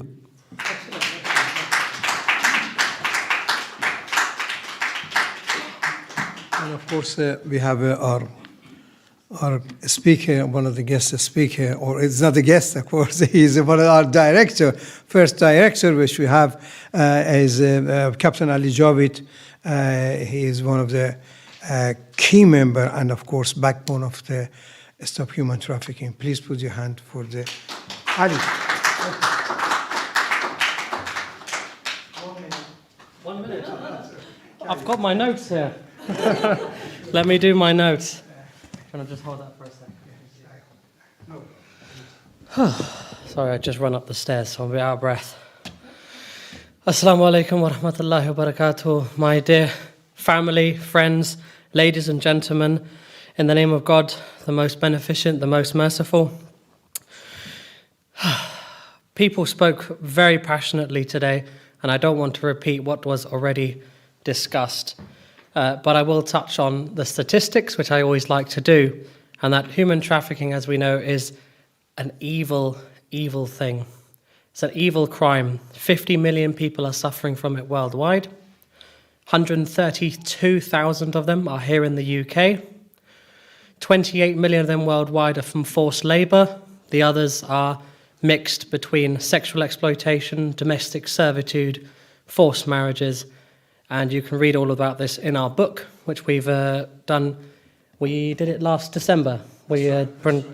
So that's a great booklet out there, free to take and free to give out to anyone here and there. But we want to confront this global atrocity. We must ask ourselves, why does this exist? What is the underlying rot that sustains this cycle of exploitation? At its core, human trafficking is driven by demand. It thrives because buyers, those who treat human beings as commodities to be used and discarded. These buyers are not just faceless criminals. They are often individuals of power, those in the higher society who exploit the vulnerable for their own gain. There is a culture of silence where the rich and the powerful believe that they can exploit without consequence. And we've seen this. Anyone heard about the Epstein list? Some of the world's most rich, powerful people are on that list. I'm not going to go through it or discuss it in much detail, but you can search online about how sick things happened on those islands. And we know that high society grooming is a reality where the elites manipulate vulnerable people for their own gratification, using their power to hide behind their wealth and their status, whether it's through private parties, lavish trips, or hidden networks. Exploitation is often concealed by the cloak of privilege. These are the dark undercurrents of our society where traffickers evade justice and the victims remain hidden in plain sight. We can't just talk about those involved, but also the victims. We have to look at the psychological manipulation involved in this grooming process. Often precedes the trafficking in general. I know that Keith, you spoke very well about the 3 different steps to it. But victims are preyed upon in their moments of vulnerability. And the event we did in December was looking at human trafficking during crises. So these could be natural disasters, these could be economic disasters, like South America, Venezuela. What other disaster we touch on? But there was so many we can think of. Environmental disasters, do we ever think of that? Happening more and more nowadays. War, conflict. Just touching on another statistic, in the last 20 years, there were nearly 40 million people displaced from the Middle East. 40 million. What a great business opportunity, shall I say? Horrible, absolutely horrible. But we have to look at locally. This is not a distant issue. It's happening in our city. London is a hotspot for this activity. It's in our communities and sometimes even in our homes. We may not even know about it. The trafficked individuals are not statistics. They are someone else's sons and daughters, someone else's neighbours, someone's brothers and sisters. But they are hidden by society because we are too comfortable to speak out. That is true. We are too comfortable. Nowadays, you go on social media, you see funny videos about Temu workers and children working long hours and being held back by their exploiters. People are sending this to me as a joke. I say, look at it, look deeply, see what's happening. You're laughing at the exploitation of children. You know, I don't add the exploitation of child labour on that 50 million, but it's closer to 160 million children worldwide are in child labour. They're not considered human trafficking or modern-day slavery because in those countries it is the norm. But 160 million, so that's what we need to confront. I'm now going to take a page out of Ezra's book and touch on some quotes from our holy scriptures. So this is a moral issue that we must no longer ignore, and every single faith out there, and none, has a moral responsibility to do something. You know, you can say, someone doesn't have a faith, so they still have morals. You know, it has to come from somewhere. And one of my favorite quotes from the Quran is Surah Al-Nisa 4:36, where Allah commands us, worship God and associate nothing with him, and to the parents do good, and to the relatives, and to the orphans, and to the needy, and to the neighbours who is near, and to the neighbour who is a stranger, and to the companion at your side, and to the wayfarer, and to whom your right hand possesses. We are told to care about the vulnerable and stand up for justice. This makes it very clear that we have to protect the oppressed. It's not optional. It is a duty. It's our duty. We can't say this is not us. This belongs only to the charitable people, only to the rich people. It's our duty, everyone's duty. In Christianity, the Bible speaks in the book of Isaiah 58:6-7, calling for justice. It is not this kind of fasting I have chosen, to loose the chains of injustice and to set the oppressed free. That's important. Similarly, the Torah reminds us in Leviticus 25:39-40 that we are called to treat others with dignity, especially when they are vulnerable to exploitation. These teachings from the Quran, from the Bible, from the Torah, and many other scriptures out there, they are a call to action. The faiths we follow that demand that we defend the oppressed, challenge the systems of exploitation, and confront society that allows human trafficking and modern slavery to persist. Let me ask you a question, guys. What is the price of a human life? Can anyone put a price on a human life? No price at all. But for those of us, we sit comfortably in our homes. It's easy to look away. Very easy. Not happening to me. Not concerned. It doesn't affect my finances. It's around the corner. Someone else deals with that. It's the police's problem. It's their family's problem. That is where we are all failing. And I'm afraid myself have also failed at this in the past. And that is why we stand up here today. And I see that across the room. I know everyone here. And you guys are going ahead and stepping up. And hopefully we can all do that and encourage our community to do that as well. So faith communities must speak out. It's our duty to expose the truth and demand action. We must no longer see trafficking as a distant issue, but a societal failure that must be confronted. It is our time to act now. Thank you very much. Before you go, Nicola, I need you up here. For those who haven't read our interfaith pledge yet, we've got 3 paragraphs here. Sheikh, you're coming up as well. You're going to read the one. Nicola, you're going to read one, and I'll read the last one. You're going to have to come closer to the microphone. Okay, so whoever hasn't signed this, please come to the front or the back, wherever it is, and sign it for us. Oops, sorry. It's called United in Compassion, an interfaith pledge to end human trafficking and modern-day slavery. Madam, please. We, the undersigned, believers of all faiths and none, unite against exploitation and abuse. We stand together to protect every human life, upholding freedom and dignity for all.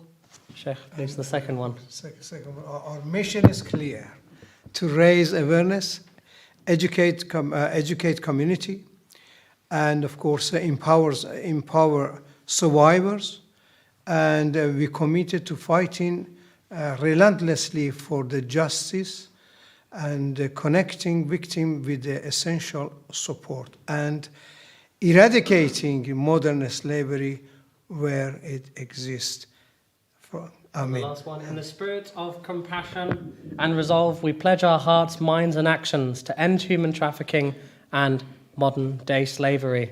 So everyone, please come and sign this. And we can see from the people already here that there is unity. Before you go, we have Islam, Judaism, Christianity. We have spiritual, unificationist, Buddhism, and I'm sure we'll have more across the room. This is what we need to. We should all stand for this. I want everyone to put their hand up if you believe in the bit of sentence there.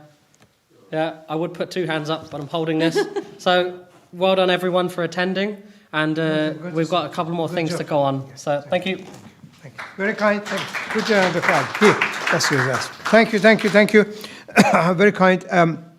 Before we do in the auction, I have our one of the honorable lady from there. He just she said to me she wanted to ask a question, and of course I answer, of course, to our honorable lady. She says, "What is the? I never heard of paradise. Is that right?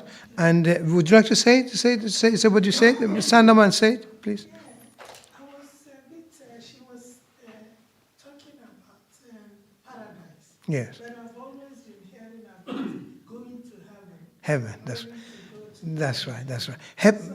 Yes. Heaven, of course, paradise got a 7 degrees. It's a 7 degrees. And of course, the paradise is the highest. We got the heaven, which according to the heaven is called a Jannah. Jannah called the gardens. The gardens, which at least many times in the holy book, the Muslim, Christians, and the Judaism books coming, which they going to the heaven or going to the paradise. Paradise is a very high, and of course, I believe those prophets, great prophets, which we have, great saints, we have their places on the paradise. We come from paradise and we're going back to paradise. That's right. Heaven and paradise, put it this way, heaven and paradise is the same. If you understand in this way, heaven and paradise is the same. It's got a degree.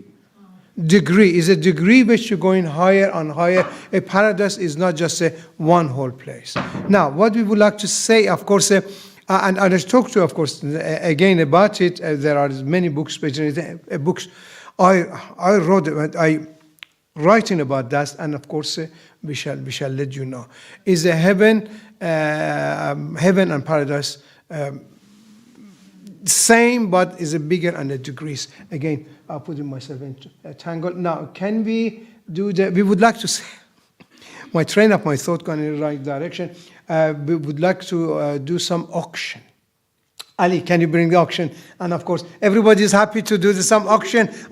Have a look now. What we need, my brothers and sisters here, what we need, we are desperate for the fund. And of course, everything need a fund, of course, to get in food, to get in places, to bring in people, to hire the places, and these sort of things, they need a fund. And we would like to ask, of course, we don't ask for fund, we say, we give you something as a gift as well. Anyone, this is a clock. The robin nose coming from, the robin nose is all coming from where? From Harrods. All coming. Never mind. Keith can come help. No, that's all right. No, that's all right. It is working. That's Yeah. all. You just need to put a couple of batteries. Is working. We start from the 10. 10 pound? 10 pound, yes. 15? 20, 30, 40, 31. 30. Okay, we sell it to our honorable friend for 30. Put your hand together for our honorable friend, Captain Javed. He brought it, he take it back and he gives the 31. The next one is you do it yourself. He's bought it from the is it Japanese or something? Who is that? This is a sculpture of... Who is that? Charlie Chaplin. Charlie Chaplin, not Japanese. Here you are. Equipped with his little top hat, his really baggy suit, and bendy cane. Anyone seen the Charlie Chaplin films? I'm sure is the oldest one. Yes, this is going for £10. If you, again, I said you just you're just donating and getting some gift. £10, £10. Anyone? Anyone? £10, £5, £10. Our brother. Okay. 15, 15, 15. 10 goes to our brother. Please, can you go and collect the 10? Amir, £10. Yeah, please come and collect. Can you write it down? Otherwise, we forget and they're taking it. and the next one, bring it. The clock. The clock. This clock is an antique clock. It's about over 100 years old, more or less. It is. No problem. It is. You can see from the back. It hasn't got the batteries or anything. It's still with this winder. With this winder, beautiful. You have to hold it and adjust it, which it come down. Otherwise, it's got to somehow to pull it, which this stays away, which it doesn't break. Yes, it doesn't come from Harrod, but Harrod at that time doesn't exist, is it? But we start this one from it's got a reservation on there, but we start from £10. 10, start from 10 is worth it. 10, 20, it's got a reservation. If it's not, we take it back. Made of brass. It's all made of brass, and everything is handmade. It's a special handmade. You can see it. You can go to the internet and Made look. in Germany. Made in Germany as well. Here you are. That's Here. quality. 10, 20, 20, 20, 20, 20, 20, 20, 20, 25, 25, 20 goes to Berde Shuja. Is working, but of course you have to adjust it or whatever is all. Thank you, Berde Shuja. The third one. Yes, cups. The cups is coming definitely from the Harrods. It's a brush to the Harrods. It's got 6 definitely cups brushed by the side of the Harrods. I got. I can. Here, these are 6. So this is a set of 6 6 China cups. They are done by Harrodish. Royal Norfolk. Oh, look at made that. In Indonesia. Look at no chips or stones. On there we have look like mangoes or oranges. I think it's oranges. Nice. I'd say Beautiful. mango. Beautiful. Whatever you want it to be. We start with yes. We start with how much we start. How much you start? How much you start? £1.50. £10. No, £1.50. £10. £10 here. £15. 15. £10 is gone. Thank you. Sure, he wants to just help. I'm sure he doesn't. He's got a best. We are joking, just to say, is from the Harrods, the Robin knows, and that's a beautiful thing. Of bookends. And look at that. I've never seen that before. Can you take it and hold the hand and don't dance or something? Just go forward. Just a great model. It's beautiful mother. Victory. That is the current flagship of the Royal Navy. And the other Navy. 10. Goes for 10. £10 start. £10 start, and it worth it. £10 start. It worth £10. Keith, you usually £10, of course. £10. Thank you very much. £10. 15. 15 goes. 15 yours. 20, and 20 yours. I'm not going to go more because I know the things that 20. It goes for Robin, please. Excellent. And next one before Christmas comes. We want to go shopping more. More shopping. We got 2 more items. We got more items. I shall tell you. I'm saving that for last. This is one of the very old. I can't remember the Wedgwood. Is it really? Yeah, it must be. These has been made. I'm not very sure. Hasn't been written. Is it written Wedgwood? Yeah, the logo goes with the age. Yeah. I'm not very sure. Let me see. Something is written. I can't read it, but definitely from the Harrods is definitely something coming out of the Harrods. If it was Harrods, you know how much it costs. If it was Harrods, you know how much it costs. They give you £3,000 or £4,000. I'm just starting for £10. What's the matter with you all? £10. It's nothing. Okay. Anybody over £10? Can you take it forward, please? Yes, Then sir. let him see. Let him see. Lovely trophy. Our guru for £10. 10. Got some Roman models on. Yeah. It was the main thing is a gift. You pay something and it's a gift to take it. People don't want to take it. £10. £10. You want £10? £10. You're done. Excellent. He wants to. What I was saying, somebody said, Nicola said, is any booze in there? I said, sorry, we don't, we're Muslim, but somebody's left it in some of the meeting which we had. Is brand new, but come on, it's worth a laugh for £5. £5, good say. Okay. £5. That's good. You can put the etre in it and Look at that. Really look at that. That's as a beauty. Is a beauty, real beauty. And of course, it hasn't got any. I can't see. Yes, it's got something here, which I can't see. But it is. You can see, it is work is brand new. Very nice. Indeed. Yes, brand new. Can you take it forward, please? Can you take it forward, please, to them? Brand new. Small flower vase. It's one verse for is brand as beautifully made. I'm sure somebody works hard for it. At least get an hour or 2 hours to work on it. Let's start with the £10. Is there anybody for £10? £10. 15.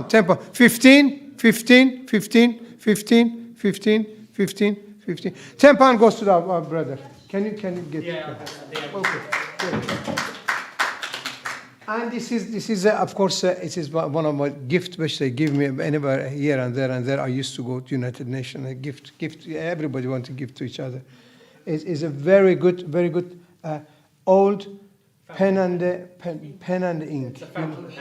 No, it's a pen. It's a pen which you have to put in the ink and write it down.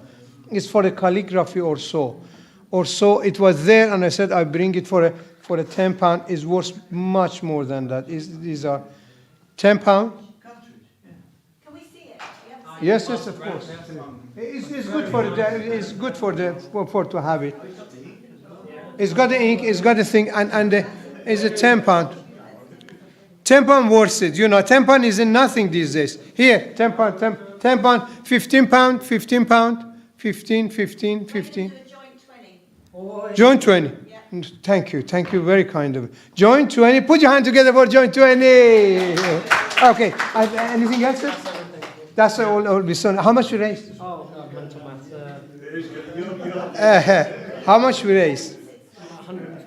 115 we raised. Now what we look, the last things, thank you very much, very kind of you. The last thing, if anybody wanted to donate, just secretly or so and so, come to the Captain Ali and they give, and your money goes straight to the working toward the saving life. It doesn't go not to my pocket, his pocket, or anybody else's. It goes toward the helping and saving. If we have more fund, we can do much more than the be going slowly but surely. There's a lady there some time ago. She can you kind of come forward and introduce 2 minutes I give you to talk, and after that we have a panel. Okay, panel for 10 minutes panel. Okay, please, can you come? You got 2 minutes. She said she wanted to talk, and he said, I've got a very, very important. Please keep it on the things, and thank you. Thank you. On the subject. Good evening, everybody, and welcome. Thank you for being here. My name is Michelle Goldberg, and I'm a resident of Borough of Hackney. And I wanted to share something with you this evening. By the way, I've been on with an Ambassador for Peace Award many years ago. And the information today was very good. It was very genuine and helpful. But what I would like to present to you is some on-the-ground facts, because I am in the middle of a very difficult situation of trafficking and organised crime. Fortunately, I'm not a victim of that, but in a different way I am. And it's taken me a few years to really get my head around this and understand and actually be able to articulate what is actually going on. And this is real. This is not assisting somebody that from everything that you've said, which I take on board and thank you, but what I want to present to you is a real life situation, and when people say this is happening right under your nose, here I am, and it's happening. Now, I'd like to give you an insight into how some of this is happening. Now, some years ago, I was involved in a car accident, and I suffered a brain injury. And I have what they call a TBI, which is a traumatic brain injury. I'm on full benefits, and I needed to be housed. Now, my social worker placed me in what is known as a supported housing situation, of which there are 14 in Hackney. What I began to see was going on within that situation was almost beyond my comprehension. And it has taken me really a long time to understand the reality of what is going on. Now, the building has been there for about 20 years. It houses mainly elderly people, people with dementia, Alzheimer's, learning disabilities, and autism. And I have some of those elements. I'm a highly creative person, so you could say I have a high spectrum, what's it called, a high spectrum autistic spectrum disorder. Right. I have difficulty reading and writing because my executive functions were damaged. However, I have a very sharp and keen perception. I know truth from lies, I know right from wrong, and I know what I see, despite being told that I'm seeing things and making things up. I'm not. Now, you may be aware that the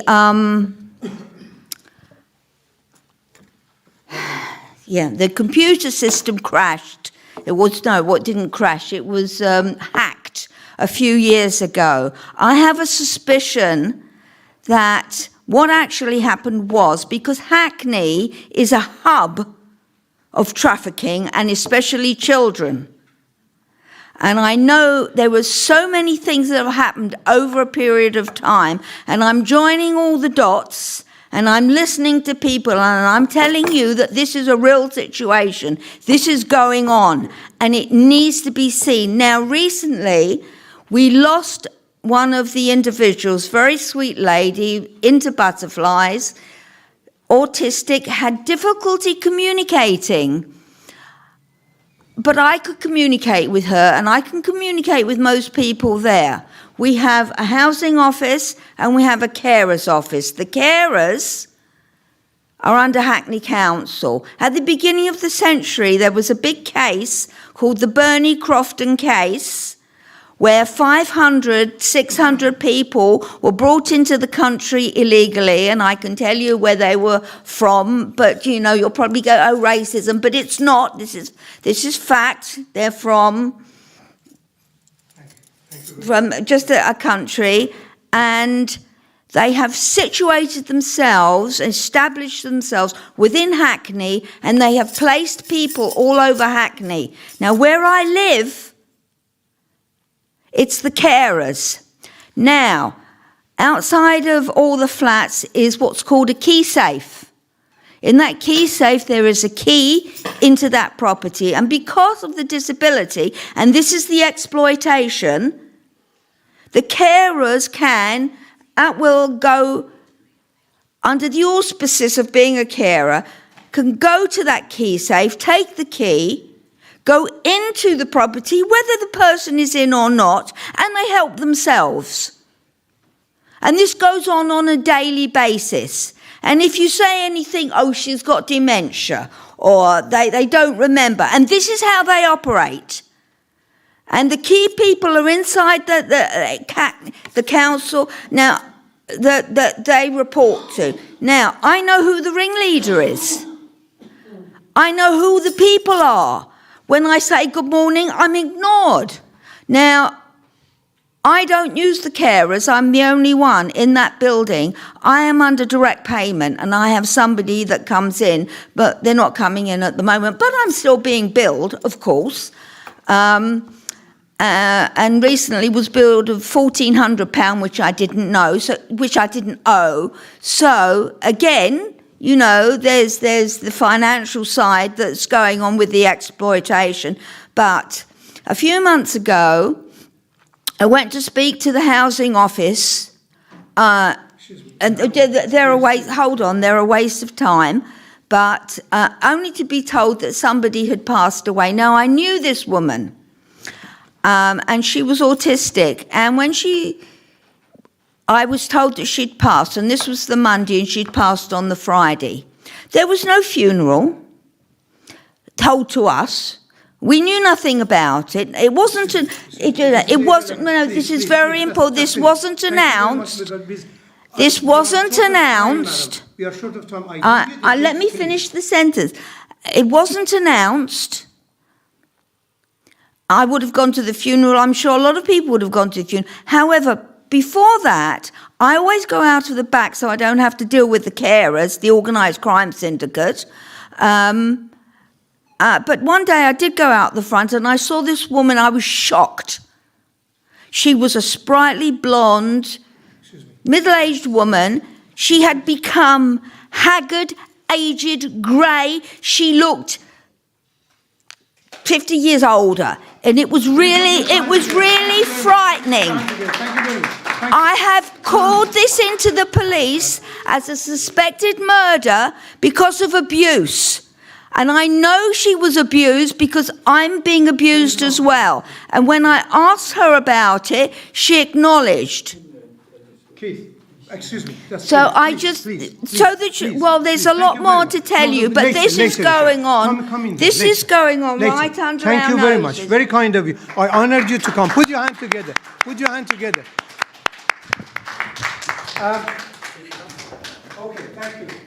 Please, can you come forward? Everybody, we got 10 minutes for a panel. Would you like to come as quick as possible, please, Martin? Keith, please, handle yourself, please. Come here and please. Take a seat. Yeah. Please, take a seat. Take a seat. That's good. Keith. Thing. Actually, there's one there. I'll put one here, another one in the middle. And I'm going to start with a few open questions to the guys. What we have, allow me to say, is we got 10 minutes for the minutes of each other. Is very good, of course, to, if you can say it, مختصرا مفيد, just a short and precise, which we can everybody understand, of course. Please. No, you keep that one. Okay, I'm just going to, before we got any questions from the floor, I'm going to give a few questions. So, first one, what are the benefits of faith-based organisations partnering with non-religious groups in anti-trafficking efforts? So this could be first responders, it could be care networks, etc., etc. Well, the whole thing, I think, that came out of tonight is that we've got to work together with all agencies, obviously government agencies and everybody and anybody that shares the same concern. I'm going to put to you a challenge, because you're in Barnet. I'm going to give you the ambassadorship of working with Human Trafficking Review in Barnet Multi-Faith Forum. Excellent. Thank you very much. Sorry, this is not this is a presidential executive decision, and Amir, I hope, will back me. Excellent. Thank you. Hamid, please. Yes, I think that faith-based organizations can do a lot more in terms of raising awareness, because they are the centers where people congregate. and they congregate in faith. So when faith leaders speak about or raise awareness about these issues, they do matter and they do resonate with those who listen to them. Excellent. Do you want us all to answer? If you have something to say, please say it. Well, I'm going to pass it. Thank you. It's a fantastic platform giving everyone an opportunity from all backgrounds to work together.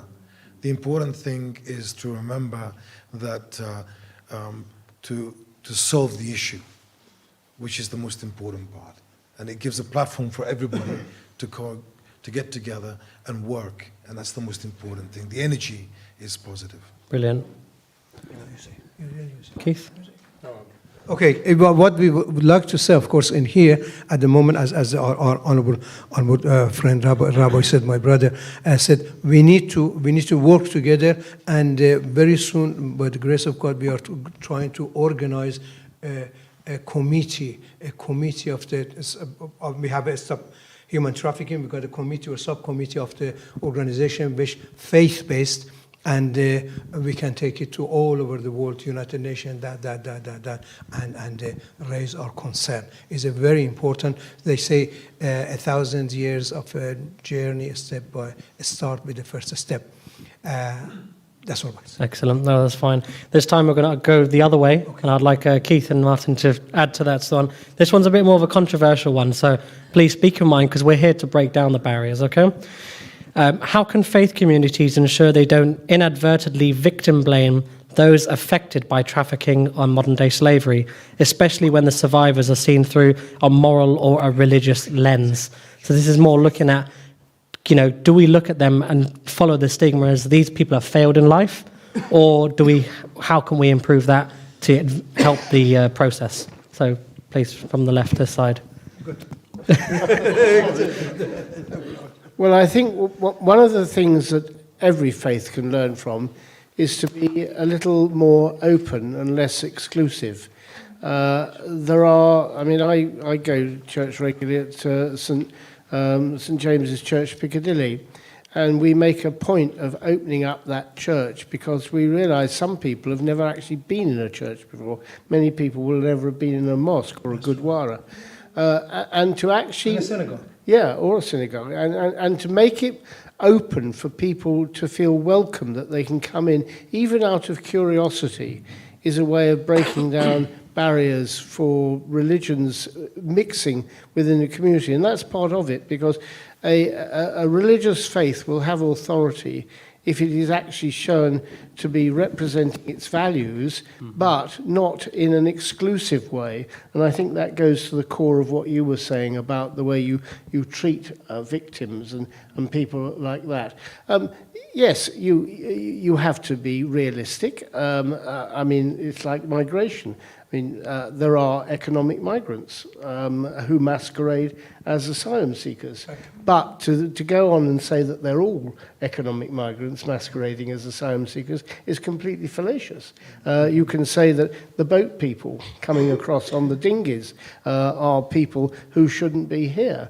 But to classify them as illegal entrants when they are protected by the Refugee Convention, and when 75% of those people actually go on to get refugee status, the truths need to be spoken about this to break down the mythology. Agreed. No, that's very, very good. I think it's a simplified way of looking at it is that not just religious faiths, but the Islamic teachings itself taught us that we're ambassadors of the world. We're here for a purpose. And our main purpose is not just the welfare of human beings, but all creations and everything, be it plants, the air, the water.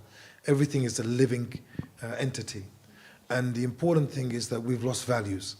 So we should be building a community of working together to be able to move forward and address the issues. Pointing fingers is very easy. Working together, the people who are causing the problems are usually also victims from different directions. We need to address the higher issues, and those issues are underlining many layers that we are not looking at. It's very easy to blame, okay? But inshallah ta'ala, we will work together. Thank you. I think I would say I would agree with much as what has already been said, but essentially from a faith perspective and whether you treat someone as victim or not, I think the key word is compassion. You know, we all should have compassion towards these people. There's also a level of ethics as well, because some people may use the situation. So it's a balance, you know.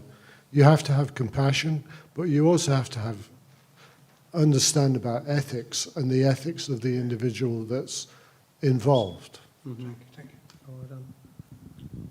I think the challenge is immense, especially when we are living in a polarized world, not just a polarized world, but polarized countries, polarized towns, and polarized streets. So in this situation, the challenge is going to be momentous. Yes, one section of society may treat those who have been victimized by these traffickers as losers. While you may be able to, aggravate or you may be able to alleviate some sort of suffering by addressing it in a very compassionate way. But I think it's not going to be an easy task. It's an uphill task, and we must admit that the road ahead is really, really tough. It is. But we never give up. Yeah.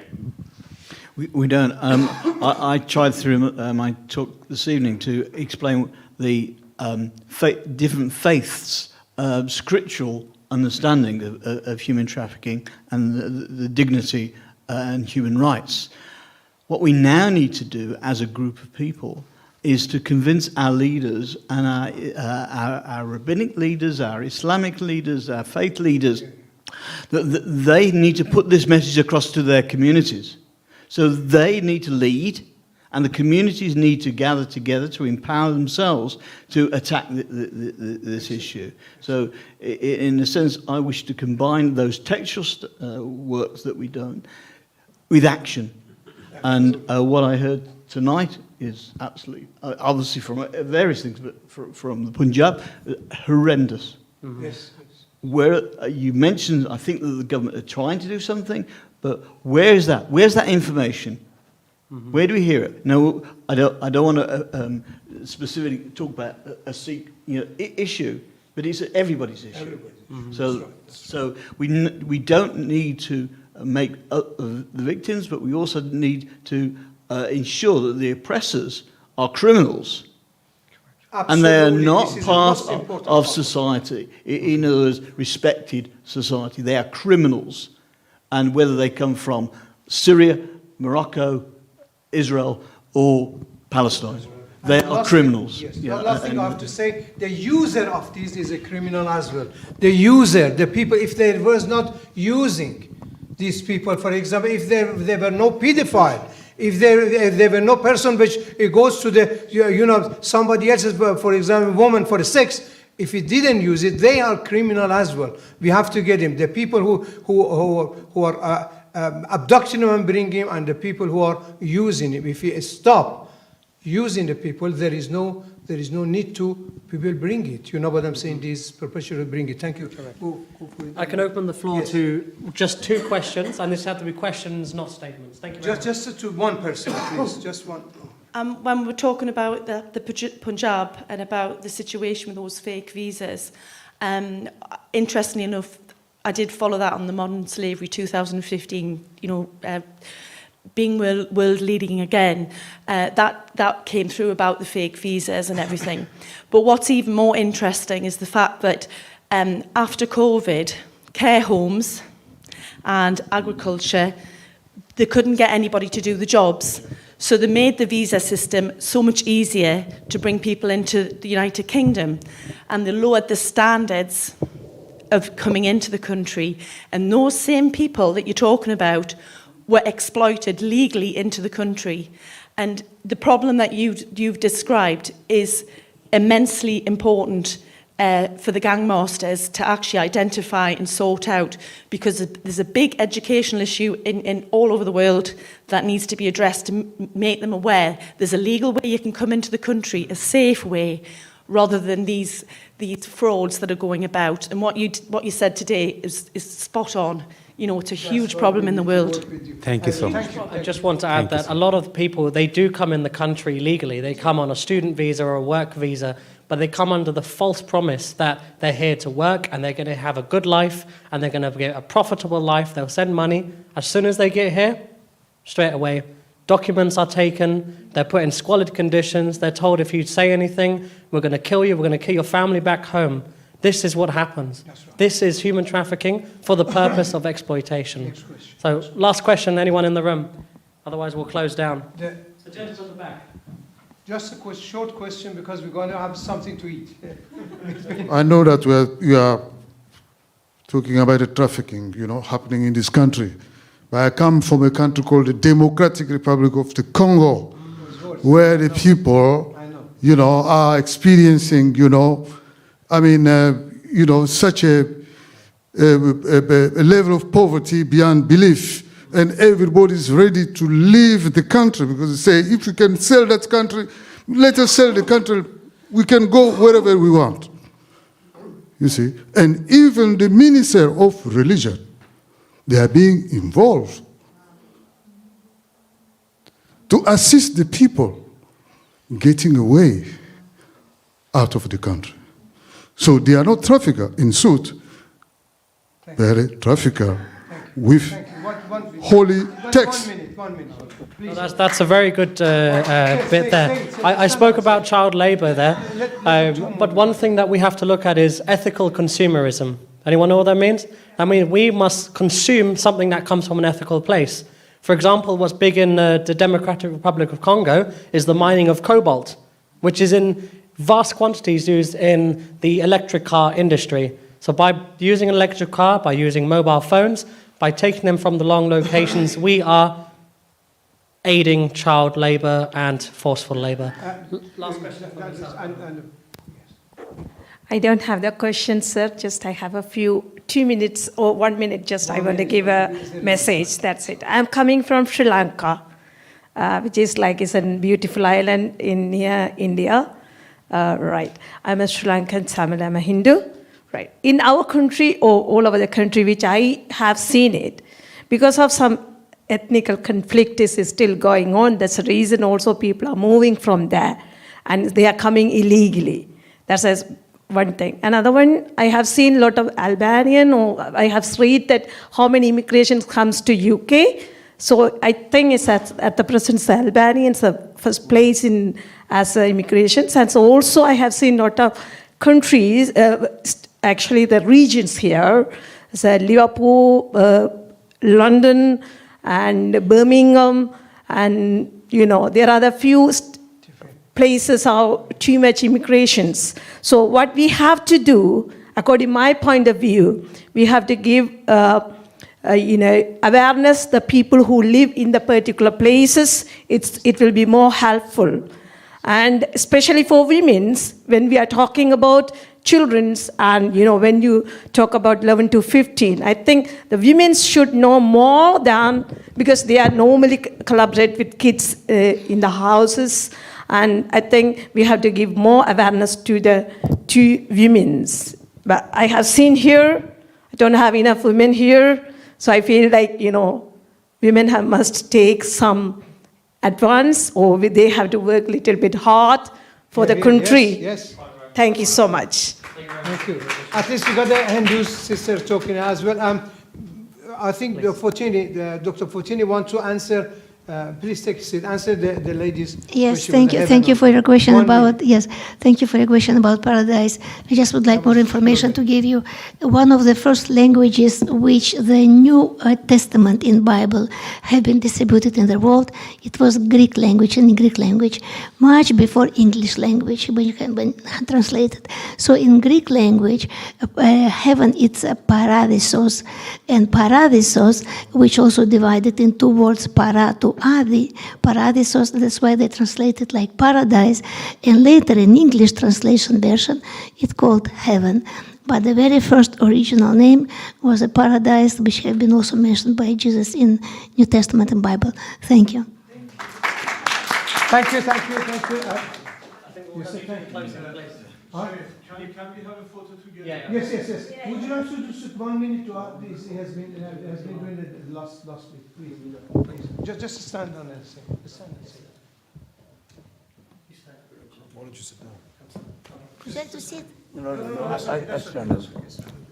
Okay, thank you much for all of you to come and donate your time for this holy job and for such a wonderful project. Okay, I have, I just as a human being and a Muslim as well, have a simple 1 minute dua, a prayers for which covers for all of humanity. O our Lord, O Allah Ta'ala, have a mercy and a blessing on all the humanity and all the needy people all around the world who are in the problems and in the difficulties and the troubles and who are in the hospitals and in the detention centers and the refugees camps and in the war zones and in the civil war areas and in the areas of the calamities, including all around the world. Allah Ta'ala, give them protection, give them the shelter, give them the blessings, give them the barakah, give them the honor, give them the grace, and give them the strength and the patience. Ameen. One photo together, and after that we're going for food. Yes, everyone, please come to the stage for a photo, quick group photo, and then we'll head down for some refreshments. Thank you.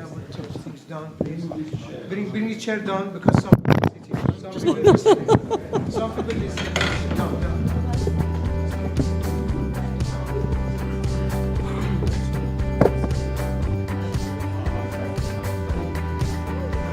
Okay, everybody start.